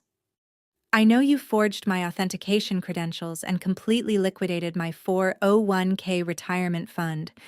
Every single cent I have accumulated over the past 10 years of work, gone. Money I deposited every month through every difficult year before I ever knew your name." Richard gasped loudly, his hand flying to his chest. Brenda let out a horrified squeak, her eyes darting wildly and frantically between her son and her daughter-in-law, as though she could redirect the trajectory of this catastrophe through sheer, desperate eye contact. "But draining my retirement account was not enough, was it?" Kendra continued. her voice steady and relentless as she backed Jason further into the corner of the room with each measured step forward. You needed more cash to sustain the fiction you had been performing for years. So, you committed felony fraud. You forged my signature on a secondary mortgage application and leveraged the property I purchased with my own money, entirely before our marriage began, with not $1 of yours attached to the deed. You placed everything I had worked for on the table to cover shadow loans and underground gambling debts. Because at the end of the day, stripped of every tailored suit and every leased car and every overpriced watch, you are nothing but a coward who has never earned a single honest thing in his life. Jason pressed himself against the glass wall of the suite, his legs visibly trembling beneath him. His mouth opened and closed in complete silence. His eyes darted frantically toward his parents, the instinctive, lifelong reflex of a man who had never once been allowed to face consequences on his own. But Brenda and Richard were utterly frozen. The flawless, untouchable son they had worshipped and subsidized and protected for 36 years was standing exposed in front of them as a desperate criminal.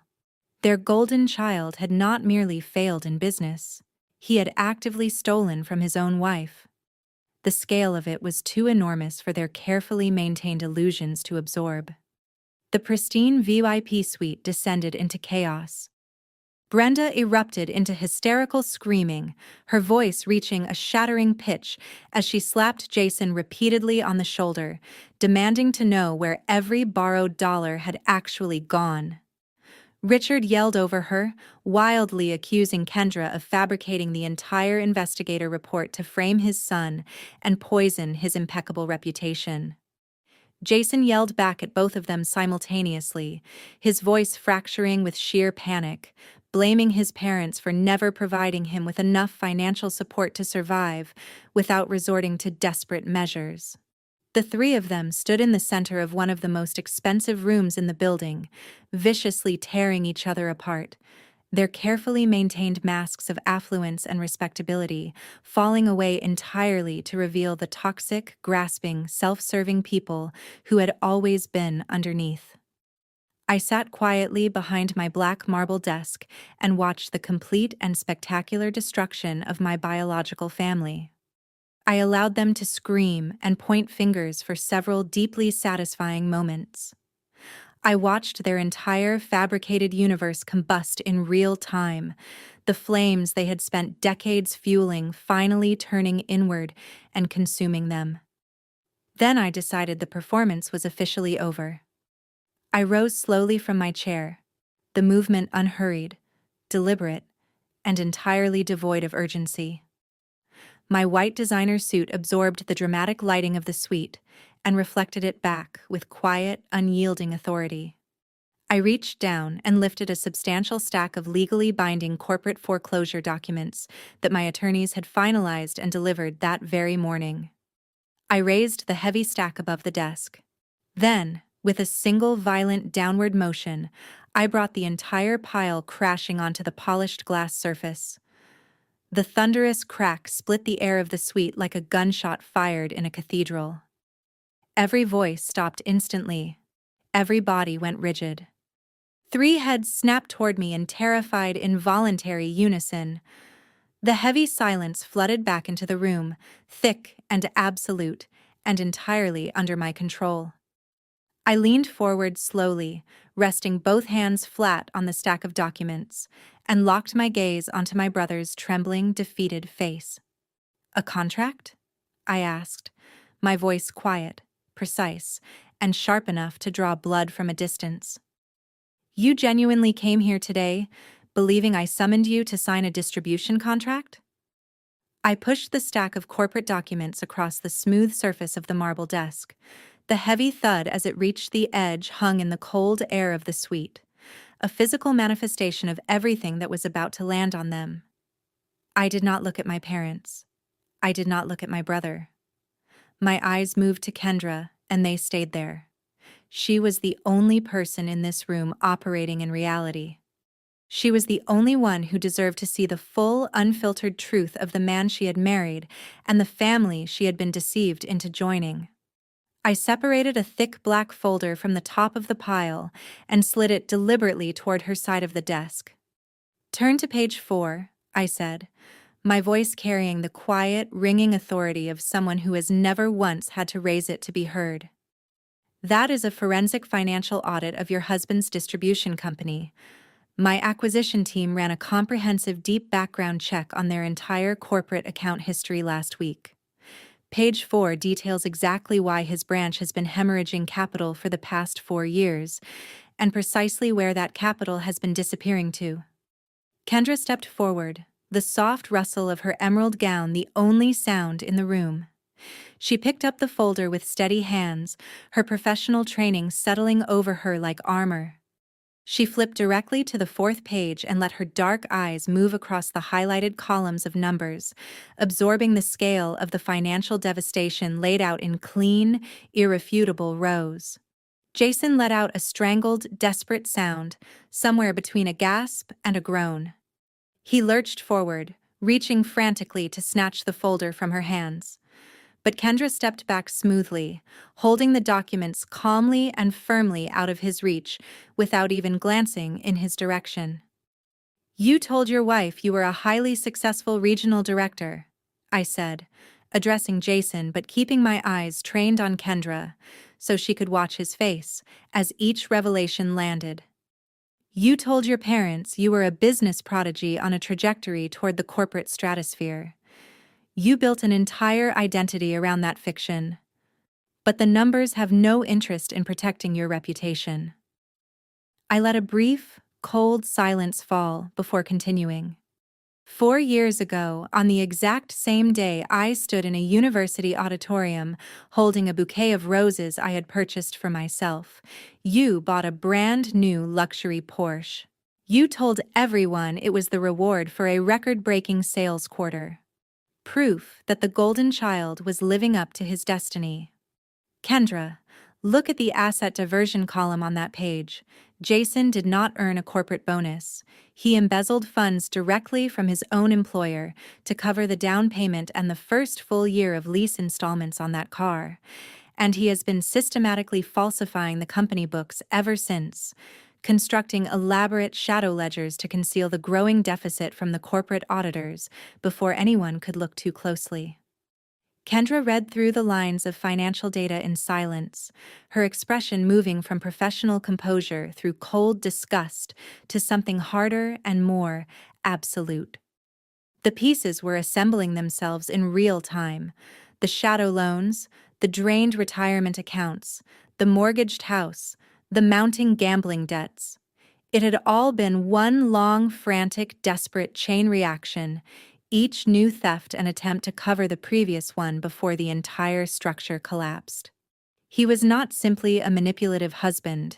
He was a white-collar criminal who had constructed his entire adult identity on a foundation of stolen money, and who had brought her into that life without her knowledge or consent. Jason's legs gave out entirely beneath him. He slid down the glass wall of the executive suite with a slow, defeated movement, his tailored jacket bunching around his shoulders as he sank to the polished marble floor. He pulled his knees to his chest, wrapped his arms around his head, and began to hyperventilate, his expensive suit wrinkling around his violently trembling frame, every trace of the arrogant, swaggering regional director he had performed for years completely and permanently erased. He was exposed. There was no practiced smile to deploy, no smooth pivot to attempt, no last-minute fabrication that could compete with the hard, documented evidence currently resting in his wife's steady hands. The sheer magnitude of Jason's crimes should have been sufficient to silence any parent. It should have provoked horror, or at the very minimum some profound and genuine disappointment.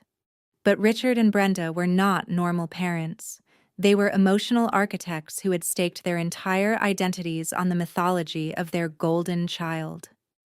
Confronted with irrefutable proof of his catastrophic criminal behavior, they did not hold him accountable. They did not even try. Instead, They pivoted with the practiced efficiency of people who had spent decades redirecting blame, and they turned every remaining drop of their venom directly onto me. Richard marched to my desk, his face contorted into a mask of aggressive, entitled fury. He raised his fist and brought it down hard on the marble surface, a gesture of raw dominance performed inside the boardroom of a multi-billion-dollar empire I had built without a single dollar of his money or a single word of his encouragement. "You listen to me right now," Richard commanded, his voice booming with the hollow, toxic authority of a man who has never once been forced to earn his standing. "You have money. You clearly have billions at your disposal. You are going to write a check today and wipe out your brother's debts entirely. He is the eldest son of this family. He carries the family name forward. You carry the blood of this house in your veins, Camilla, and you have a strict, undeniable obligation to protect him from ruin. You will not sit in that chair in your fancy white suit and watch your own brother go to a federal prison. You will fix this immediately. That is what family does." Brenda launched her assault simultaneously, deploying with mechanical precision the exact emotional weaponry she had been refining against me since early childhood. She threw herself onto the marble floor beside Jason, draping her arms around his trembling shoulders with the practiced theatrics of someone who has rehearsed grief without ever truly feeling it.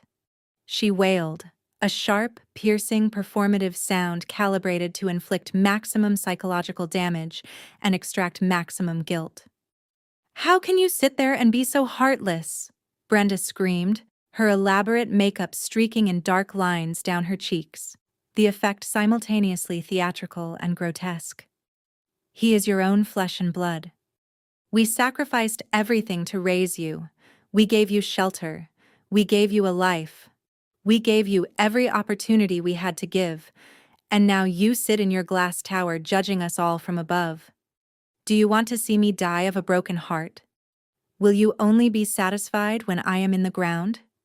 You are a monster, Camilla. You have become a cold, cruel monster, and you are deliberately trying to destroy the only family you have ever known."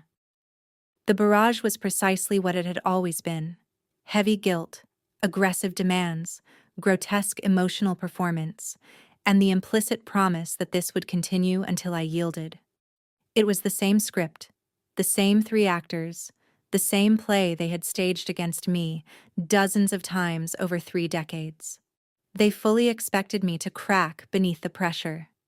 They expected the obedient, approval-starved daughter to come crawling out from somewhere beneath Dr. Sinclair and hand over her fortune to save the golden child from the consequences of his own crimes. I looked at Richard's demanding, flushed, entitled face.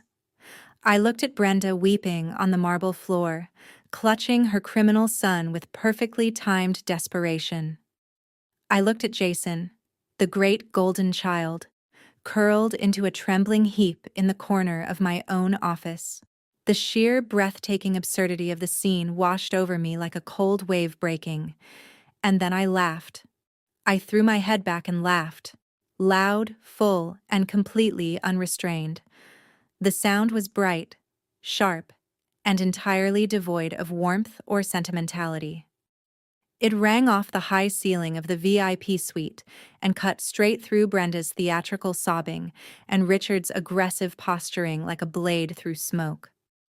My laughter paralyzed them. They stared at me with an expression I had never once seen on their faces in 33 years of trying to earn their approval. They were bewildered. They had no script for this. They had never once seen me respond to their abuse with anything other than tears, compliance, or desperate pleading. Amusement had never been part of the equation. I stopped laughing, leaned forward, and rested my elbows on the polished glass. "You genuinely believe I am part of your family," I said, my voice dropping to a quiet, measured whisper that pulled the full attention of every person in the room toward it like a vacuum. You actually believe you have the legal or moral standing to reach into my life and demand my money based on nothing more than shared blood and 3 decades of systematic exploitation. I reached into the inner breast pocket of my white blazer and withdrew a single, neatly folded sheet of heavy legal paper. I placed it gently and precisely on the exact center of the desk. The overhead lighting caught the raised red seal of the state government stamped at the bottom of the document with perfect, undeniable clarity. Richard leaned forward, his eyes narrowing as he tried to read the bold print across the top of the document. He reached out a trembling hand to take it. I was faster. I lifted the paper and held it directly in front of his face, close enough that he could not avoid reading every word. "I do not carry your last name," I stated, my voice resonating through the suite with a finality so absolute it seemed to alter the pressure in the room. "The obedient daughter you are attempting to command does not exist. Not legally, not biologically, and not emotionally. That woman was killed by each of you on the day she stood alone in a university parking lot, holding a bouquet of roses she had purchased for herself because no one who shared her blood thought her life's greatest achievement was worth 2 hours of their time." I held Richard's gaze without blinking. You chose a backyard barbecue over her entire existence. You chose to celebrate a leased sports car instead of acknowledging a doctoral degree. So she was buried. She was erased from the public record. I am Dr. Sinclair. I have no father. I have no mother. I have no brother. I owe you nothing. Not a conversation, not a dollar, not a moment of my time, and certainly not my mercy. Richard stared at the official decree of my legal name change. His jaw worked slowly up and down in the silence, but no sound emerged. The patriarch who had commanded our household with iron certainty for decades looked suddenly small, diminished, ancient, and entirely stripped of the authority he had always simply assumed was his birthright. Brenda stopped her theatrical sobbing. The performance shut off with a mechanical abruptness that revealed exactly how calculated it had been. The tears dried instantly on her heavily powdered face. She looked up at me from the floor with something that was not grief or remorse, but genuine raw terror. She finally understood. There were no emotional buttons left to press. The levers she had operated my entire life had been physically removed and discarded. The woman sitting behind this desk did not need her approval, did not fear her disapproval, and had no remaining emotional architecture that maternal guilt could exploit. Her greatest weapon had been permanently neutralized. But I was not finished. The true execution had not yet begun. I turned my attention fully away from my former parents and fixed my eyes on Jason. He was still huddled near the glass wall, soaked through with sweat inside his ruined designer suit, desperately scanning the room for any possible exit, any remaining angle, any last play he could run. I picked up the silver remote from my desk and pressed a second button. The massive LED screen behind me shifted instantly, my corporate biography replaced by a complex, meticulously constructed financial flowchart. At the very top of the chart sat the unmistakable logo of Sinclair Biotech, rendered in clean, dominant monochrome. Directly beneath it, connected by a thick green line indicating complete corporate ownership, was the logo of the medical supply distribution company where Jason had built his entire identity. "Did you honestly believe?" I asked, allowing a thin edge of cold amusement into my voice for the first time. That a multi-billion-dollar biomedical conglomerate would invite a failing, debt-ridden regional sales director to a VIP suite simply to sign a distribution contract? Did it never once occur to you to look at who actually owned the company you worked for? I shook my head slowly. You always were remarkably short-sighted, Jason. You fixated on the surface of things, the suits, the watches, the cars, the optics, and never once bothered to look at the larger picture surrounding you. It is perhaps the most expensive habit you ever developed. I stood up from my chair and walked with measured, deliberate steps around the heavy marble desk. The sharp, rhythmic click of my heels against the polished floor landed in the silence like a metronome counting down to something irreversible. I stopped a few feet from his trembling figure and looked down at him with an expression that contained no anger, no triumph, and no warmth. Only the clean, clear finality of a decision that had been made long before tonight. Kendra stood completely still in the background, her arms crossed over her emerald gown, watching her husband face his reckoning with an expression of fierce, silent approval. "This is the real reason I called you here today," I said, holding his gaze with an absolute steadiness he had no way to match. "Not to partner with your failing company, not to offer you a lifeline. I called you here to own it. As of 8 o'clock this morning, Sinclair Biotech has officially completed a hostile corporate takeover of your entire distribution network. We purchased your major creditors. We acquired a controlling stake in the corporate shares. We absorbed your complete distribution infrastructure into our supply chain. Everything you worked at, everything you leveraged, everything you used as a stage set for your performance. It belongs to me." Jason stared at the glowing flowchart on the wall behind me. His mouth hung open. The blood draining from his face was almost audible. I let the full weight of the situation settle over him before delivering the final blow. "That makes me the chairman of your board of directors," I said, savoring the precise weight of each syllable. "I am your ultimate superior. I own the building you work in. I own the desk you sit behind. My signature is the one that has been authorizing your paycheck. And my first official act as the new owner of your company is to terminate your employment, effective immediately and without appeal." I raised one finger and pointed it directly at the center of his chest. "You are fired, Jason. Terminated for gross misconduct, severe breach of fiduciary duty, and extensive corporate embezzlement. There is no severance package. There is no desk to clear out. There is no graceful exit. You are finished in the medical supply industry. And once the details of your conduct become public record, which they will, no company operating within the bounds of the law will touch you." Brenda let out a strangled gasp and pressed both hands to her chest. Richard grabbed the edge of my marble desk with both hands to prevent his knees from buckling entirely. "And because Sinclair Biotech maintains an absolute, non-negotiable zero-tolerance policy for corporate theft," I continued, my voice dropping to a whisper so calm it was more threatening than any shout could have been, "I have already directed my legal department to compile a comprehensive dossier of your fraudulent activities, every falsified sales report, every illegally diverted company fund used to finance your vehicles and your lifestyle, every shadow ledger you constructed to delay the inevitable.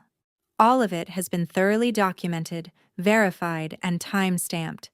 At this precise moment, my attorneys are forwarding your complete employment file directly to the Federal Bureau of Investigation. You are going to federal prison, Jason, for a very long time." Every trace of color disappeared from his face simultaneously. He looked like a man whose soul had departed his body before his body had received the news. His knees buckled in a single catastrophic motion. The last fragile shred of his constructed identity, the arrogant salesman, the golden child, the man his parents had sacrificed everything to protect, shattered into particles too small to ever reassemble. He hit the marble floor with a heavy, hollow thud and did not try to get back up. He curled inward, arms wrapped tightly around his own head, and began to sob, loudly, helplessly, and with the raw, undignified desperation of someone who has spent his entire life outsourcing his consequences to other people and has just discovered, definitively, that there is no one left to call. "Please," Jason sobbed, his voice cracking into a high, hysterical register that bore no resemblance whatsoever to the polished regional director he had been performing for years. "Please, Camilla, do not do this. I will pay it back. Every cent. I swear to God, I will sell the cars, I will sell everything. Just please do not send me to prison. Please, I am begging you, have mercy on me. Have mercy on your own brother. The golden boy, the untouchable, celebrated, lavishly subsidized pride of the family, was a sobbing, broken man on my office floor, begging for the mercy he had never once extended to anyone else. Kendra looked at him. She did not feel pity. She did not feel grief. What moved across her face was something slower and more profound. The deep, clarifying sensation of a suffocating illusion being permanently lifted. 3 years of deliberate deception, financial theft, and psychological manipulation, all unraveling in a single room. The man she had believed in, defended, and built a life beside had never existed. What had existed was this. The trembling, dishonest figure on the floor, reaching for rescue he had not earned and would not receive. She felt profoundly, completely free. She stepped forward. The soft rustle of her emerald silk moving through the silence cut through his weeping with a quiet authority that made him look up instinctively. She looked down at the man who had stolen her retirement, mortgaged the roof over her head, and lied to her face every single morning of their marriage. Then she raised her left hand slowly, letting the overhead lights catch the large glittering stone of her engagement ring. Jason had paraded this ring at every possible opportunity. He had displayed it at country clubs and family dinners and corporate functions, loudly proclaiming it was a flawless, custom-cut diamond, purchased, he always made certain to emphasize, with his own substantial corporate bonuses. He had used it as the crown jewel of his fabricated success story, the physical proof that he was exactly who he claimed to be. Kendra gripped the band between her fingers and pulled it from her hand in one smooth, unhurried motion. She held it up between her thumb and forefinger and examined the sparkling stone with an expression of total, absolute disgust. "I had this appraised yesterday morning," she said, her voice cutting through the heavy air of the suite with the clean, composed precision of someone reading a verdict into the record. "You swore to me on your life that this was a $30,000 diamond. You said it every time someone admired it. You built an entire story around it. The jeweler laughed when I described what you had told me." She paused for exactly 1 beat. "It is cubic zirconia. Entirely synthetic. A cheap, worthless piece of manufactured glass set in hollow metal alloy."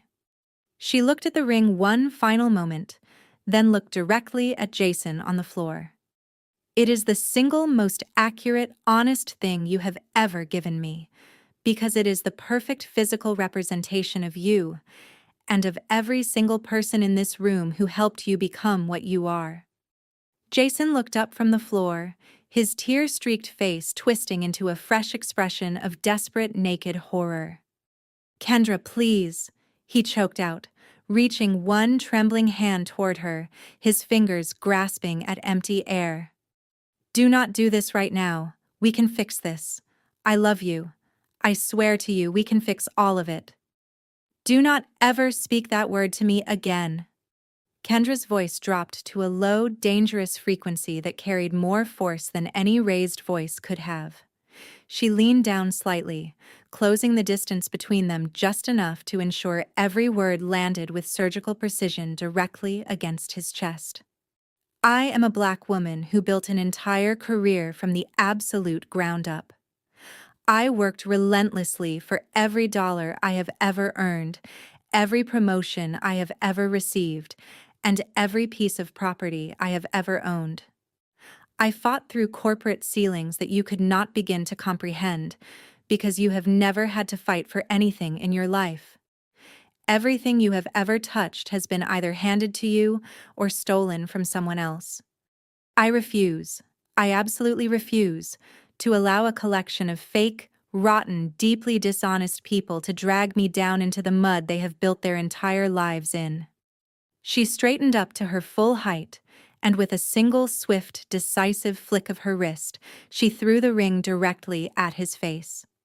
The hollow metal band struck Jason squarely on the cheekbone with a sharp, clean smack before bouncing off and clattering loudly across the marble floor, spinning once and coming to rest in the spilled champagne near the base of the desk. He recoiled instinctively, pressing his hand to his face, a pathetic, strangled whimper escaping his throat. Kendra did not spare him another second of her attention.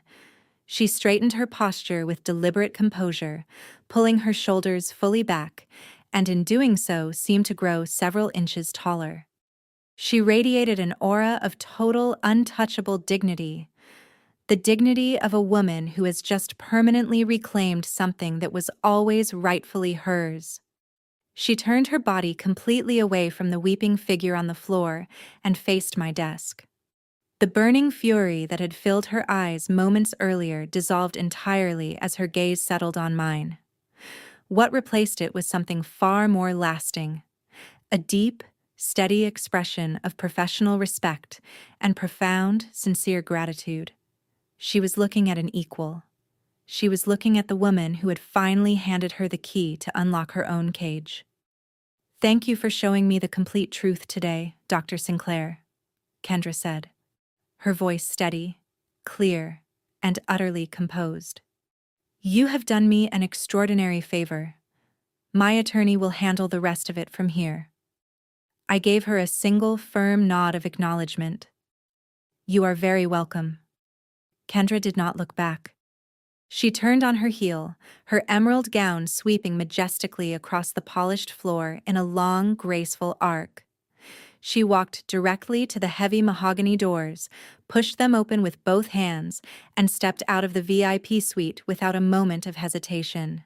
The doors swung shut behind her with a deep, resonant thud, a sound that finalized in one clean note the absolute end of Jason's marriage and the permanent loss of the last person on Earth who had been covering for him. The departure of the only other rational person in the room seemed to trigger something close to a complete breakdown in Brenda. Her primary avenue of financial salvation had just walked out the door in an emerald gown. The full, terrifying reality that they were now entirely isolated, three desperate, exposed people trapped inside the private suite of the multi-billion-dollar CEO they had spent years exploiting and discarding, finally fractured whatever remained of her composure. She reverted immediately and automatically to the only manipulation tactic left in her arsenal, the one she had deployed against me my entire childhood, whenever every other approach had failed. Brenda let out a sudden, high-pitched wail and threw her hands toward the ceiling with theatrical urgency. "I cannot breathe," she shrieked, pressing both palms to her chest in a performance of imminent cardiac collapse. "My heart is failing. The stress is going to kill me right here in this room." She closed her eyes and threw herself deliberately backward, aiming for the carpet, fully expecting Richard or Jason to lunge forward in a panic and catch her before she hit the floor, just as they always had, just as this exact performance had always guaranteed. She expected the room to halt in terrified, frantic concern over her medical emergency. But Jason was too consumed by his own impending federal indictment to move an inch. He sat curled on the floor with his hands pressed over his face, sobbing quietly into his ruined suit jacket. And Richard stood motionless beside the desk, his mind entirely shattered, staring at nothing. The patriarchal authority he had wielded his entire life rendered suddenly and completely meaningless. He did not move. Brenda hit the floor hard. There was a loud, wholly undignified thud as her shoulder and hip made full, unimpeded contact with the solid marble beneath the thin carpet. The impact knocked the air from her lungs with a sharp, involuntary gasp. She lay there with her eyes flying open in genuine, bewildered shock, staring up at the ceiling of the most expensive room she had ever been allowed inside. No one was rushing to her side. No one was calling for a doctor.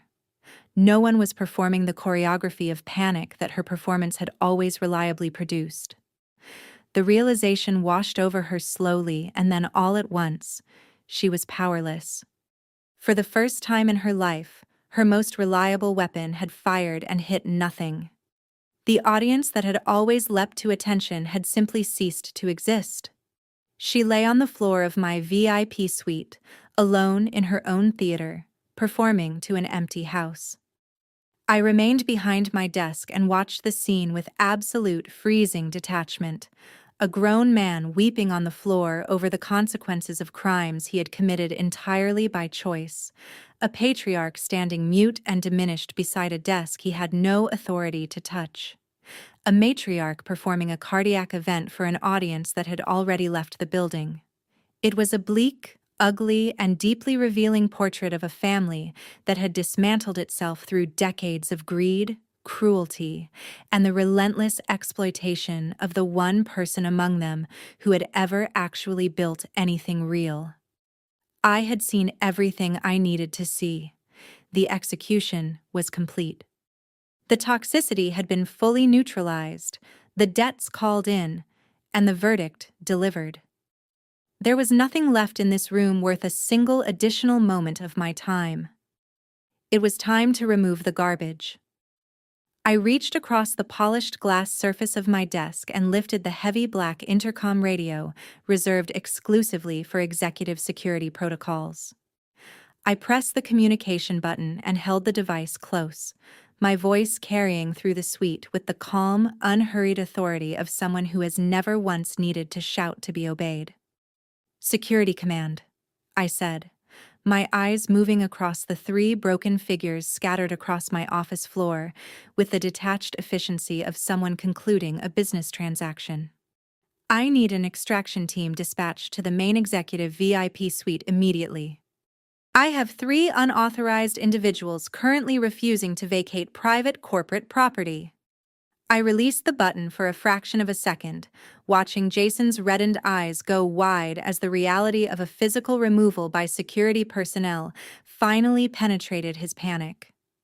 I pressed the button again. "If any of them resist your instructions in any capacity," I added, my tone dropping to a quiet, almost conversational register that made the command more chilling rather than less. "Do not hesitate.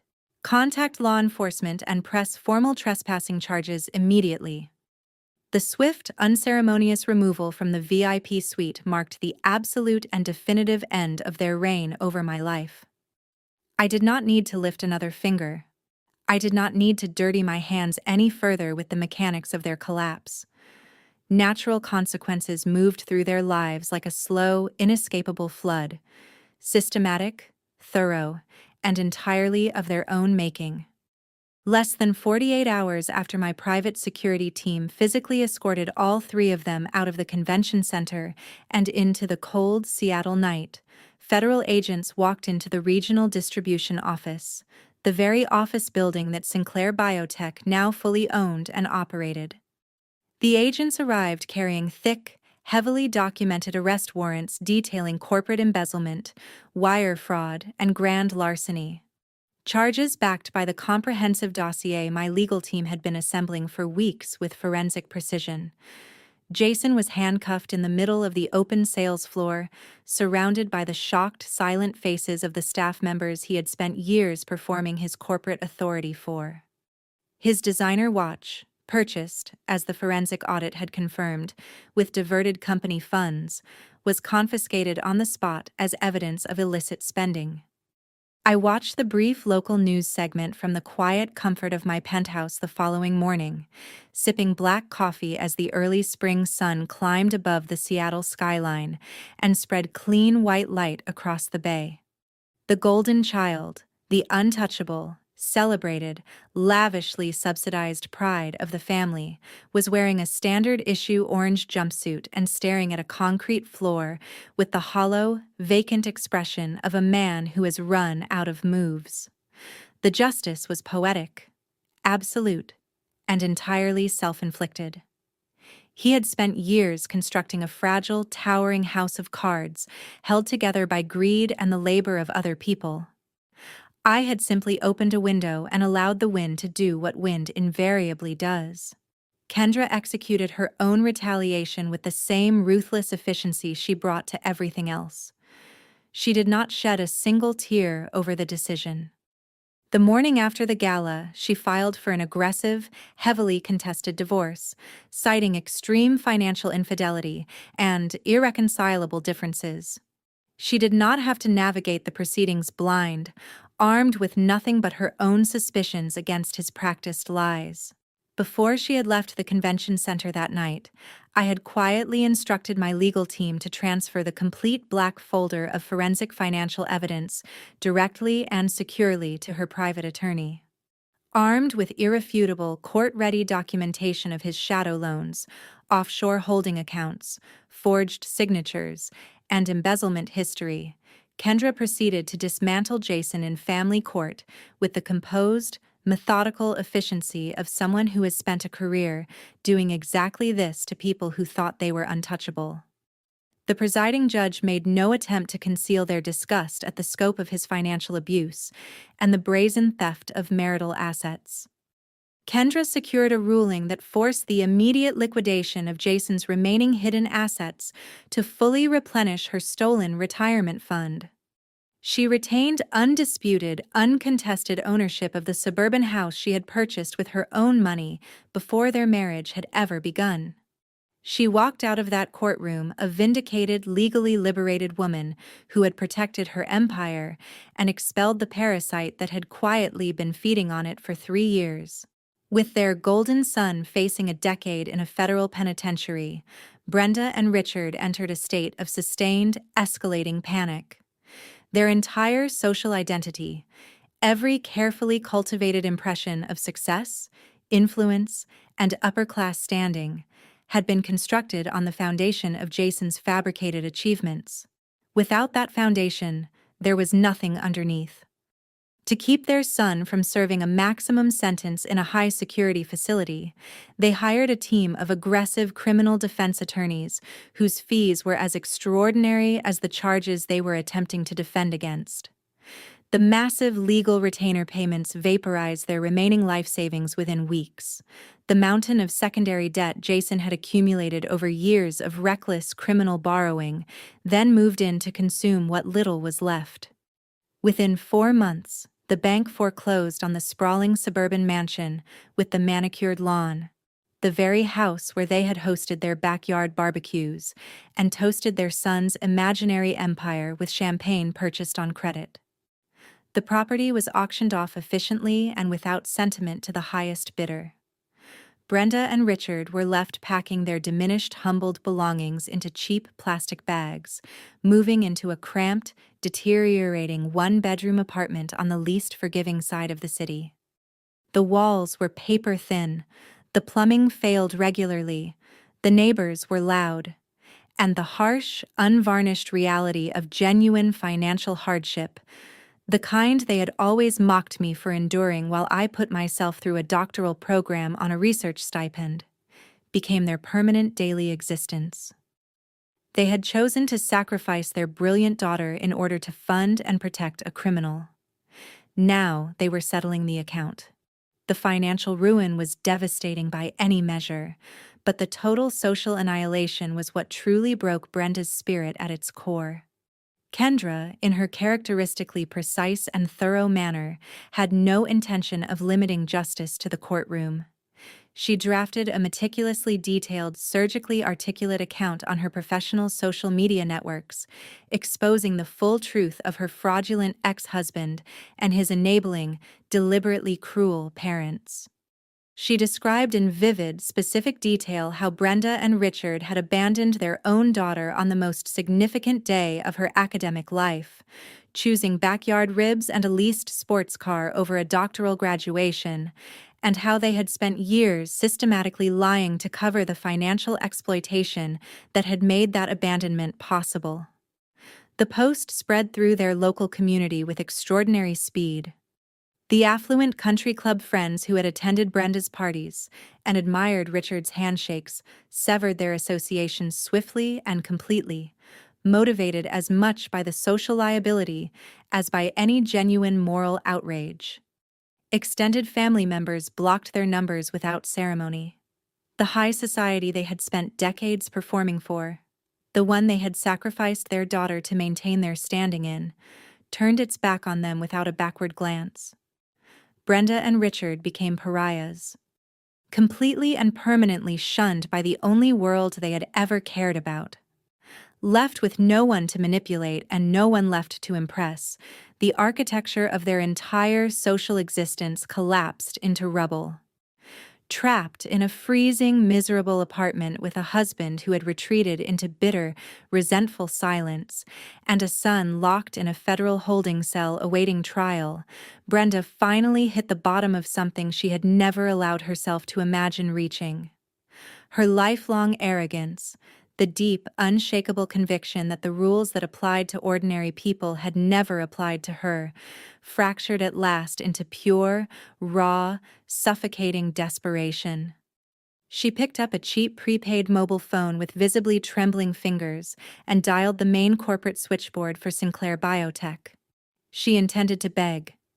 She intended to cry, to grovel, to unleash every remaining manipulation tactic in her depleted arsenal, to throw herself on the mercy of the daughter she had so casually and repeatedly discarded. The line clicked. A connection. She opened her mouth. A cold, automated voice cut her off immediately and without warmth. The system informed her, in clear and precise language, that her phone number was permanently restricted under an active, legally binding cease and desist mandate. The call was terminated automatically, leaving Brenda sitting in the dark of a small, cold room, listening to nothing but a flat, hollow dial tone echo back at her from the silence. 6 months had passed since the complete collapse of the family that had spent 3 decades trying to bury me. The brutal Seattle winter had surrendered entirely to a bright, crystalline spring morning. I stood at the center of my immaculate corner office, both hands wrapped around a warm ceramic mug of black coffee, watching the city come alive below me. The floor-to-ceiling glass windows offered an unobstructed panoramic view of the sparkling skyline and the deep, luminous blue of the bay stretching out beyond it. I took a long, slow sip of the bitter coffee and let the quiet of the room settle over me like a physical sensation. No frantic phone calls demanding money I had worked for, and they had not. No manipulative messages informing me that I was a disappointment to people who had never once actually invested in my potential. No guilt, no obligation, no suffocating weight of a loyalty that had only ever traveled in one direction. Only the quiet, steady, deeply satisfying hum of a multi-billion-dollar biomedical empire operating at peak efficiency, built from nothing, built by my own hands, built in the years after they had thrown me away and expected me to stay thrown. I had surgically removed the diseased branches from my life, and the resulting stillness was the greatest luxury my success had ever produced. No amount of money, no office view, no professional accolade had ever given me what the absence of their toxicity had. The heavy oak door of my executive suite opened with a crisp, familiar click. I did not turn around immediately. I knew exactly who held the highly restricted security clearance to enter my office unannounced at this hour. The confident, unhurried sound of designer heels crossing the polished marble floor moved through the quiet room with a clean, purposeful rhythm. I turned slowly away from the view, and I smiled. Kendra walked toward my desk looking absolutely, unmistakably magnificent. The suffocating weight of her toxic marriage was entirely gone from her bearing, erased as completely as if it had never existed. She was no longer the sharp, suspicious woman trapped in a suburban house built on stolen money and compounded lies. Today, she wore a sharply tailored deep burgundy power suit that complemented her skin tone with the effortless authority of someone who has learned, through hard experience, exactly who she is and precisely what she is worth. Her dark eyes were bright, intensely focused, and alive with ambitious energy that had nowhere left to hide and no reason to. She looked exactly like the fiercely intelligent, entirely self-made executive she had always been, wholly unburdened at last from the parasitic family that had done its level best to drag her down into the same financial mud it had constructed its entire existence in. When the dust had finally settled from Jason's federal indictment and the subsequent foreclosure of my parents' house, I had made a deliberate, calculated, strategic decision. I did not reach out to Kendra out of misplaced sentimentality or some residual sense of familial obligation. Sentiment is a liability in the corporate world, and I had learned that lesson thoroughly. I reached out to her because I recognized a fellow survivor when I saw one. I recognized a brilliant, highly analytical woman who had fought relentlessly for every inch of her professional standing, only to be deliberately deceived by the same manipulative family system that had spent 3 decades targeting me. We had both been systematically exploited by the same people. We had both been gaslit into doubting our own perceptions of reality. And we had both, when the truth finally became undeniable, chosen to destroy them rather than absorb their consequences quietly, as we had been conditioned to do. I had invited Kendra to a private lunch exactly 1 week after her divorce was finalized. I did not offer her a shoulder to cry on or a sympathetic ear over wine. I slid a highly lucrative ironclad employment contract across the white tablecloth and told her that Sinclair Biotech was expanding aggressively and that I needed an apex predator to completely restructure my corporate human resources department from the foundation upward. I needed someone who could identify a liar from across a conference table. Someone who possessed both the analytical precision and the ruthless efficiency required to scale a multi-billion-dollar conglomerate without allowing the organizational cancer of incompetence or dishonesty to take root inside it. I offered her the position of Senior Director of Human Resources, complete with a compensation package that reflected what she was actually worth, not what a room full of men who underestimated her had decided she should settle for. She read the contract once, looked me directly in the eyes with an expression that contained no hesitation whatsoever, and signed it at the table before the food had even arrived. Over the 6 months that followed, our professional relationship had grown into something considerably more significant than standard executive partnership. We were no longer simply a CEO and a department director operating within a corporate hierarchy. We had forged a bond tempered in the specific particular fires of shared betrayal and mutual decisive retaliation, the kind of alliance that does not require lengthy explanations or careful maintenance, because both people already understand the full weight of what was survived to get here. We had become an impenetrable, quietly terrifying team. Kendra had gutted the outdated and compromised hiring protocols across my newly acquired distribution centers with the thoroughness of a surgeon removing infected tissue. She had personally identified and terminated every middle manager who had been even tangentially complicit in Jason's embezzlement network, replacing the toxic culture of willful ignorance and manufactured loyalty with a merit-based, performance-driven infrastructure that had already measurably transformed the efficiency of our entire West Coast supply chain. While I dominated the scientific research pipeline and navigated the cutthroat landscape of venture capital negotiation, Kendra managed the vast, complex human architecture required to keep the Sinclair machine running at maximum velocity without fracturing under its own weight.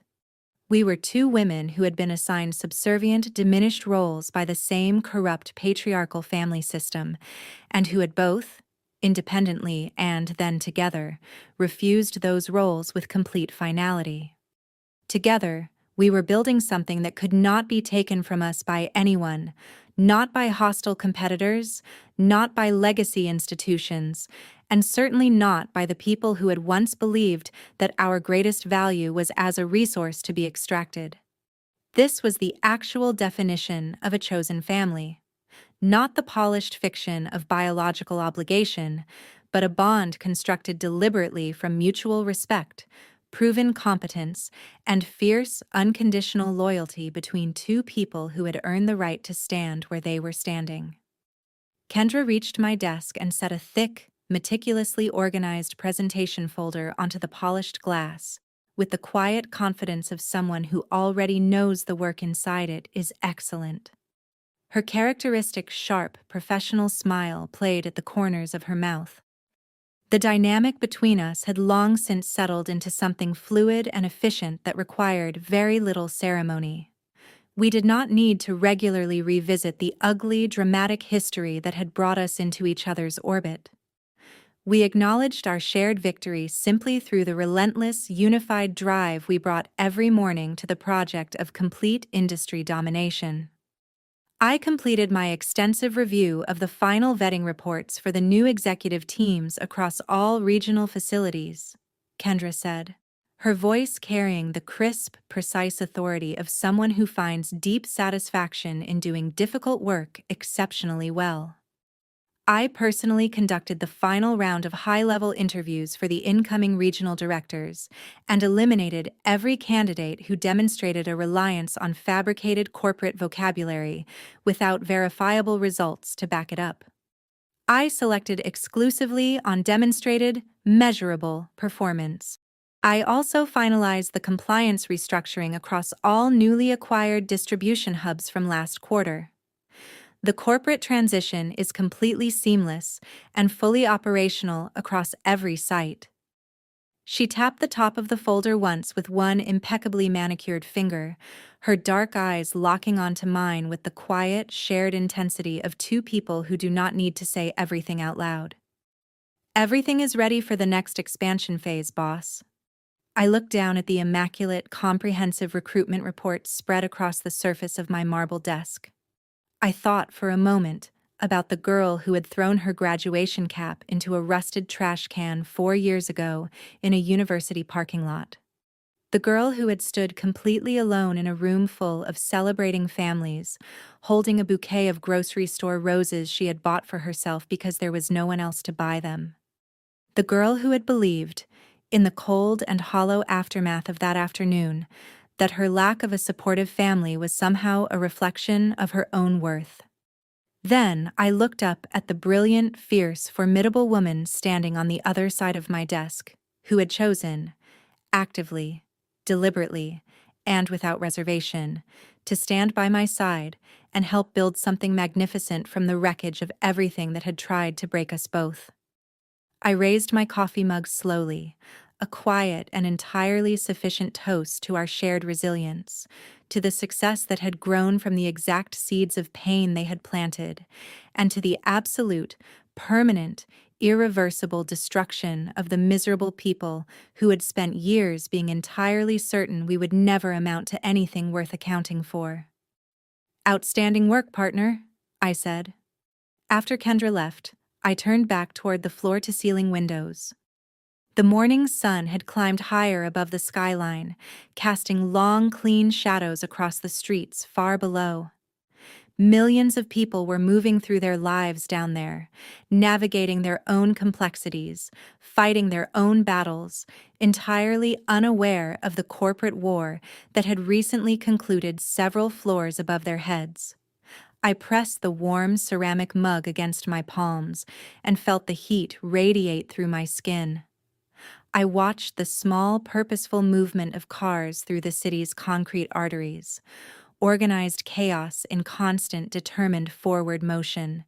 It was a beautiful system, relentless, self-correcting, and fundamentally oriented toward what comes next rather than what has already passed. 4 years ago, my own forward motion had been violently arrested in a desolate university parking lot. I had stood there with a bouquet of cheap roses beginning to wilt in my hands, comprehending with terrible clarity that the people who were supposed to love me had simply decided not to show up.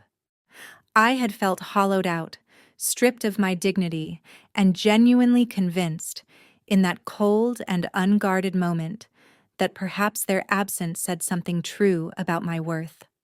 That if my own parents could not be bothered to witness the greatest achievement of my life, perhaps it was not, in some fundamental way, worth witnessing. That lie very nearly took hold. I am grateful every day that I chose anger over grief in that parking lot.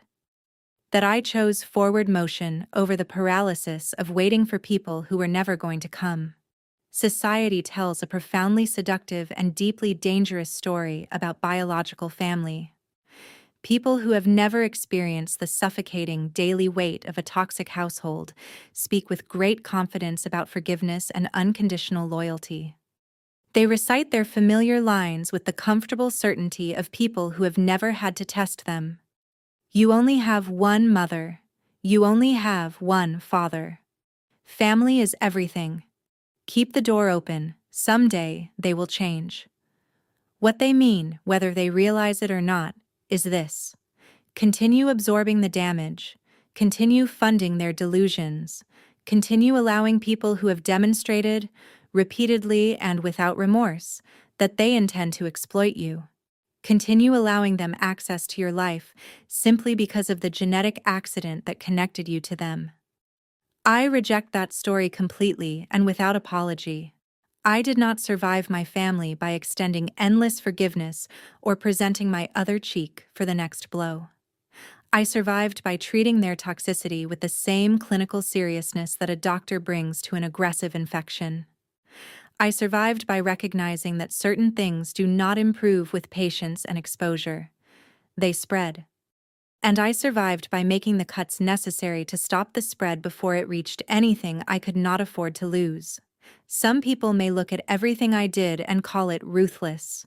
They may argue that engineering the financial and legal collapse of my own brother crossed a line that a more generous person would not have crossed.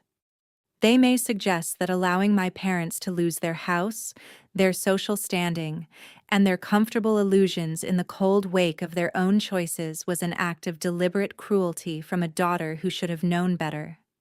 But those people do not understand what it actually takes to survive sustained emotional and financial abuse over decades. They do not understand that the people who enact that kind of damage do not respond to gentleness or patience. They escalate. They interpret mercy as permission. Every time I had absorbed their exploitation quietly in the past, I had not preserved the relationship. I had funded the next attack. Blood ties do not automatically constitute a license to harm, and walking away from people who hold that license and use it regularly is not cruelty. It is the clearest possible act of self-preservation. It is the decision to value your own life and future more than you fear their disapproval. You cannot heal inside the environment that produced the wound. You cannot build a secure and thriving future while spending half your energy managing the anchor of a family that is actively, deliberately rooting for you to drown. My parents and my brother demanded my absolute, unconditional loyalty. What they offered in return was exploitation dressed up as obligation, contempt dressed up as concern, and theft dressed up as temporary loans that everyone involved understood would never be repaid. They wanted my resources, my savings, my labor, and my silence. And they wanted me to be grateful for the opportunity to provide all of it. When I finally and permanently removed their access to my life, their fabricated reality collapsed immediately because it had never been built on anything other than my stolen energy. Their downfall was not something I inflicted on them. It was the precise and inevitable consequence of the choices they had been making for years, finally arriving at their natural destination without me positioned between them and the impact.